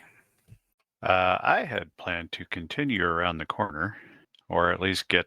I guess I'm going to end up over here with the rest of them here and sort of trying to figure out what we're doing. So we're seeing cracks. You, because your back is to that area, I'm going to say just for this turn, you're just kind of moving over to this corner, and that's about all you can do. And Willie's, I'm blind, I can't see. Yeah. Marissa, what do you do this turn? Hang on, sorry, my kid just got home. Okay. Are we moving still, or are we just staying put? I don't know that we had come to any sort of decision on that. No. This is just everyone's still in combat turns, kind of. Okay. Well, she's gonna see Johnny, I think, and Willie keep going, and she's gonna grab the professor by the shoulders and start having them follow behind them to wherever they're going. Okay. Patience. All right. Patience is going to step out and look up. Can she see the, forgot the guy's name. No. Can she see him? She can't. She can see some figures, kind of like, just like, just maybe like a little bit of the head, but not much. There's some movement. You can tell there's some movement up there. And give me another hearing check in the box, please. Probably be really concerned about the cave-in that's just going to happen, just about to happen. So you really can't make out if they're saying anything. You can't really make it out. There's just that ringing noise in your ear. Yeah. Okay. So she will. That was. Patience, she noticed the cracks yet? Yes, she did. All right. So that's it for my turn. All right, Duke. The cracks, are they anywhere near his current position?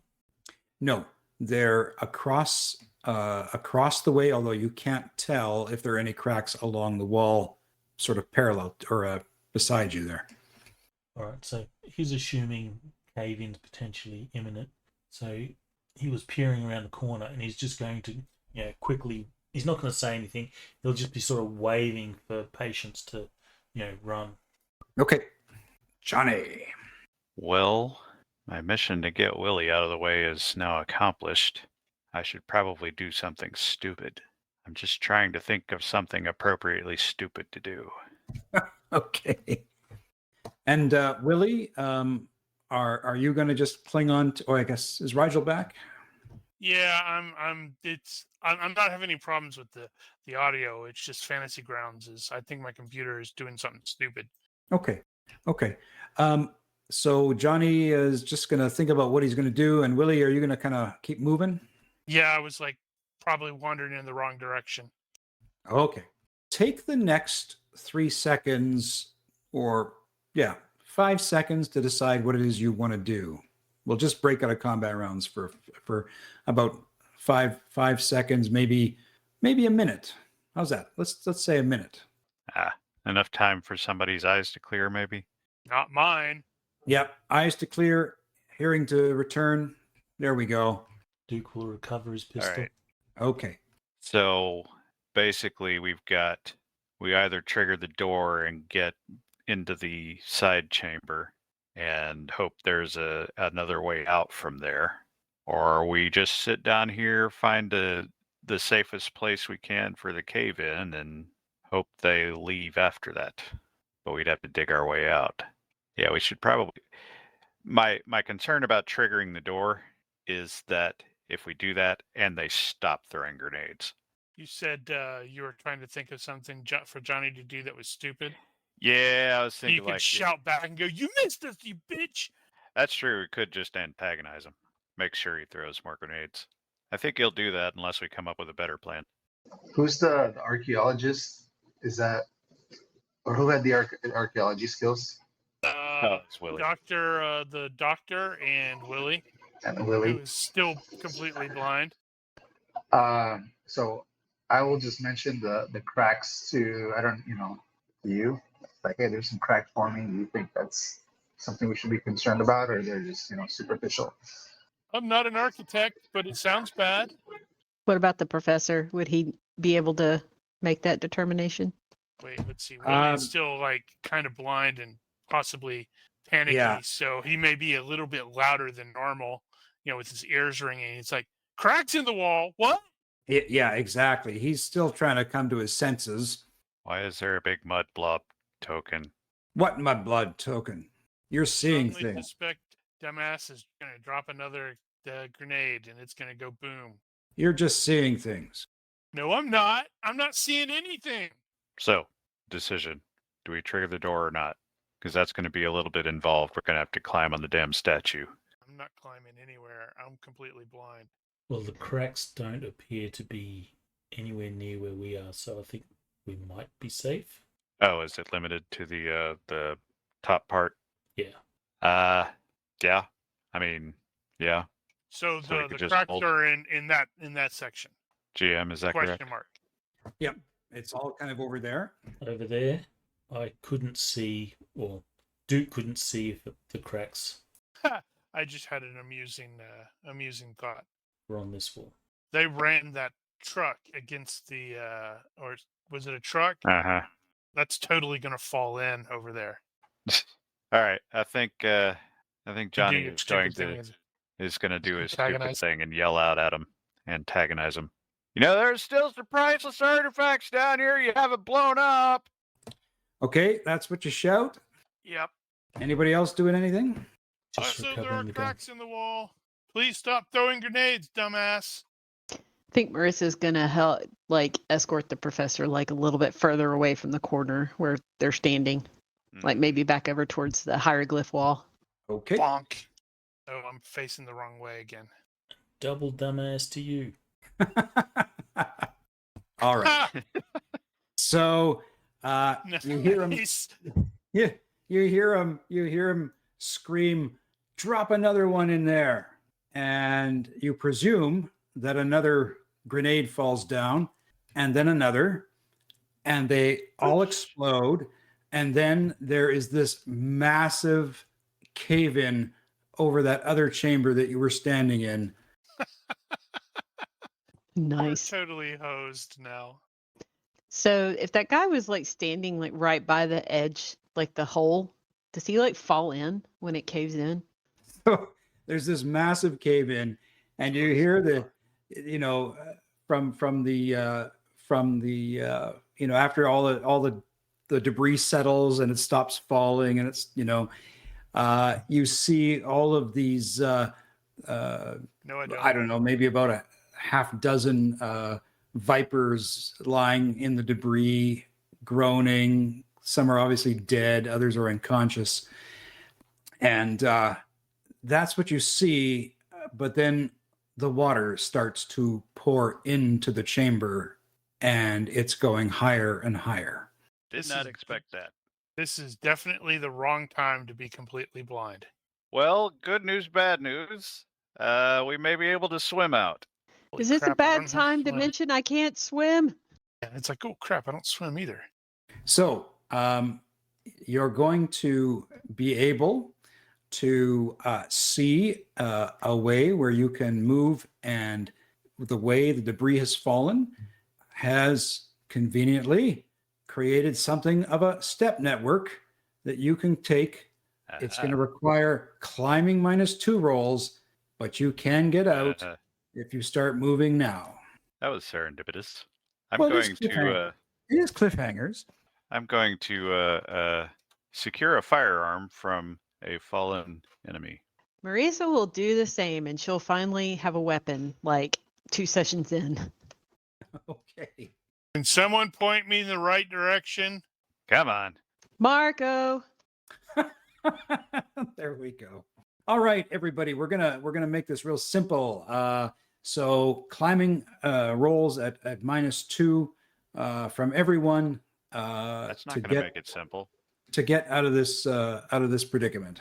Is it just -2 for me? Because I'm completely blind. You're going to ride that all day, aren't you? Okay. Let's have some more climbing rolls. Fail by 6. Failed by 2. Ah, splash. Okay. Glug, glug, glug. So we're gonna say that who actually got out of here? Patience? Patience was the only one that actually got out. That's hysterical. What? Patience, you Both climb out. times that Patience rolled, she got out. That's not fair. You climb out and you look back and you can see that your friends have slipped off All the rock, drowned. and Oh my God. the water is rushing in, and you see Radames like screaming, no, save me, and he sinks down below as another rock comes cratering down from the ongoing collapse, and the other vipers are submerged and dying and screaming and blubbering, and but your friends are sticking together, and they're looking up at you, and if you're wondering what's around you, there are all sorts of things like the winch, rope, poles that you could makeshift and create if you want to save your friends. If He's like, Well- nah, I don't even like these guys. Screw them. Hey, some I mean- grenades. I mean, you shot into them before, but now's a chance for you to Uh-huh. grab an SMG and just start peppering the water. Hey, you know where the treasure is. You can go get it all for yourself. okay, I don't have much time, right? So I'll grab the maybe the rope You Good got idea. tent ropes and tents and all kinds with of crap around here. yeah, with the grappling hook, and I can easily like throw that around something and throw the rope down. Okay, awesome. Why don't you make a scrounging roll at +5, because there's crap all over the place. Make sure what? you wash your hands afterwards. Your skill is Why one. is it a 1? Oh, I must have clicked on something. No, you've got 111 as your skill level for some reason. I'll change that. Okay. I want a skill level of 111 and something. I know. Well, apparently it doesn't work very well.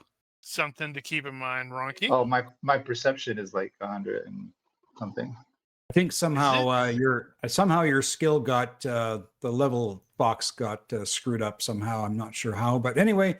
No, if it's you're- based off of his perception, and his perception. is No. screwed up. There's something off on the actual skill itself in his on the character sheet. It's very odd. Anyway, we're not going off perception. Your first roll was a 10, so it would have been 16. So you easily made the first roll. So you managed to get some rope.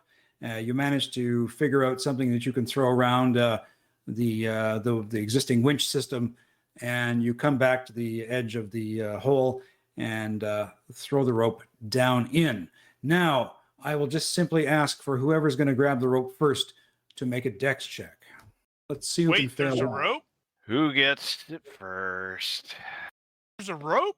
I tell you what, I don't know what everybody else's swimming skill is, but Johnny has it at 12, so he's okay with the water situation. So I think what's going to happen here is Johnny's going to grab the rope and hand it over to the weakest link, which is currently still Willie, and he will succeed. You shove it at me. I'm like, giant snake. Okay, you grabbed the rope. What are you doing next? I'm handing it off to Willie. Willie, you got a rope in your hands. Can you do a strength check to pull yourself up and get out of this hole? Would that be climbing? Yeah, I suppose. Although Because you're using the rope to climb. I suppose a climbing check. Yes. Let's just make it Because a, that is 1 point higher than my strength. let's make it a bloody, just a basic climbing check. This is going to be awesome. Come on, big bad money. Wow. Well. Success by 0. So he did not look particularly graceful as he climbed up there. All right. Hey, I'm starting to see stuff. Who's Maybe? next? Who's gonna make the next dex check? Ladies first. Marissa will go. So it's a I deck think check. she couldn't swim Dex check. anyway. Yeah, she can't swim. Right. She has attractive, right? Yes, she does. Well, now Willie's going to be really disappointed that he's blind since she's, all of her clothes are wet. Too bad. Mm-hmm. All right. Will you So- stop rubbing up against me like that? Because I can't concentrate when you do that. Nice. Okay. So you probably would want to just go, I'm doing a strength test as opposed to climbing since you don't have it. So she succeeded by 5 on the dex check. So yeah, she doesn't have climbing. So strength or default climbing. Oh boy. Yeah, well, it should be a default climbing roll. Okay. Now we've done it. Sorry. Nope. All right. So Marissa goes back down. Does anybody else want to grab that rope? Duke All will, right, well. but he'll be helping Marissa up. Okay. All right. So Duke, you're going to help Marissa? Yep. Okay. What does Duke have for a helping skill? Well, he has climbing. Let's do that. Nope. Uh-huh. Yes, you have lots of time to grab anything to assist with. Poles, basic life-saving skills at this point, for sure. Yeah, we'll make it happen. We got a truck tire somewhere we can float on. Hey, imagine that. A truck tire just floated up from the bottom. But yes, you can grab a pole. Like I said, there's the poles from the winch that you can use to reach down and grab someone can grab onto it. Okay, I'll try that. All right, who's next? Who's going to try and grab a pole or a rope to try and get themselves out of here? Okay, I think we're still trying to get Marissa out. She's the worst off, so. Yeah, unfortunately. Duke will again attempt to help Marissa out of the water or help her up from wherever she fell. So, dex roll. Dex roll. Excellent.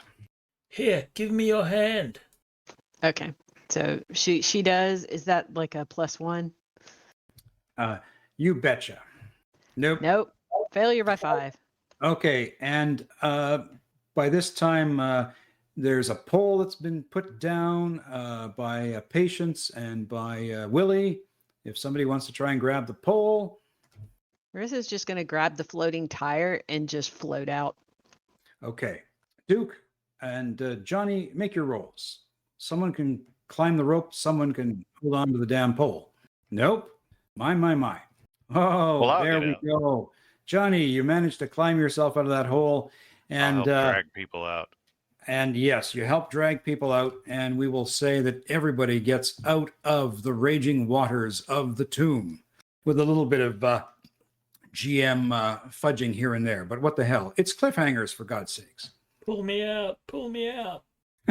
You're absolutely right. You're absolutely right. From here on in, everything's downhill. Okay, so you all get out, and in all that fluffing and fluffing around in the water, you magically haven't lost a pistol or a firearm. You've got everything with you. It's amazing. That's not true. It's Cliffhangers. Now, see, the one that I picked up off the dead guy happened to be the exact same thing that I had. Look at that. See? I dropped mine in the water. So sad. Your gun floats and you find it washed up the Say, top. I was going to say, yeah, you look over and a tire comes up from the bottom and your gun's like on it lying there. What's this looking over stuff? Does anyone have a link to like the pistol that those guys would have had? Because Marissa did grab one before trying to If climb you- out. What the? Yeah, if you go What into nationality items, were these guys? if you go into items, now the guys that had pistols in this encounter were let's see. These were Viper Raiders, and they had okay. They had rifles and they had they had Berettas. So Marissa, if you open items and go under ranged weapons, you could grab a Beretta model 1918. Dump it in the party sheet and pick it from there. There we go. Which module is that under? Because I don't have anything listed under items. I don't either, actually. Well, what the heck? I Turn wonder that on. why do these things not automatically load? I figured they'd load up or something. No, you need Oh, that- to activate them yourself. Oh, You that's just need to odd. make them available to the players. Okay. I'll have to do that another time. I don't even know how to do that. Okay, so I'll just make a note of what she has and we can grab the item next time. So what was it called? I've just dropped it into the parcel items. Ah, there you go. Yeah, so if you got a party sheet, parcel items, you got the Beretta Mod 1918 up there. Now, is that actually shared? Yes. Well, that's a learning for me. I figured, how do I share everything in the items with everyone? I think you have to actually go through and share them individually, which is super annoying. Okay, gotcha. Unless But there- they are visible in the module itself. All right, that's something I'll have to figure out for when we publish this thing. Okay, so there you got the Beretta model 1918. There you go. Got it. Okay, now then, do you want to draw it to a close? Because we can We're an hour over. we can finish this, I guess, after silly season's done, because we really just need one more session and that's it. Yeah. Point of order. I think, yeah, the Beretta M1918 is a rifle. All right, Self-loading carbine. that's what they've got then. Well, she has a rifle for the time being. Yeah, I think we're going to have to do a round 3. Very good. All right, so let's go round. Does anybody have anything they want to do before we close off? Spend some points in climbing. Yeah, what are we doing? Seriously. 2 points? And swimming. So you'll definitely each get 2 points. I'm going to have to actually figure out what I want to spend those on. Spinning one Probably of the should put another traps. point in climbing, though. Yeah, and you had the hieroglyphs. I would think that the hieroglyphs would be included with Egyptology, but if it's not, I'm not sure what it would be. Would it be a language, ancient Egyptian, or would it be something else? I'm Yeah, not I'm in entirely the sure. process of actually looking that up. I would also Ancient like Egyptian. to increase my stealth and my diplomacy. Okay. So Actually, I think the old Cliffhangers and or GURPS Egypt might have some light I to don't shed have on either. that. I've got them in here. So that's great. 2 points for this adventure. And as a little teaser, this is what you will be finding in your next adventure. It's a big chunky lump of rock. We've died and gone to Minecraft. There we go. All right. Well, I'm going to jump to the outro. I hope you have been sitting comfortably and have enjoyed the pulpy goodness of this GURPS Cliffhangers Adventure Session 2.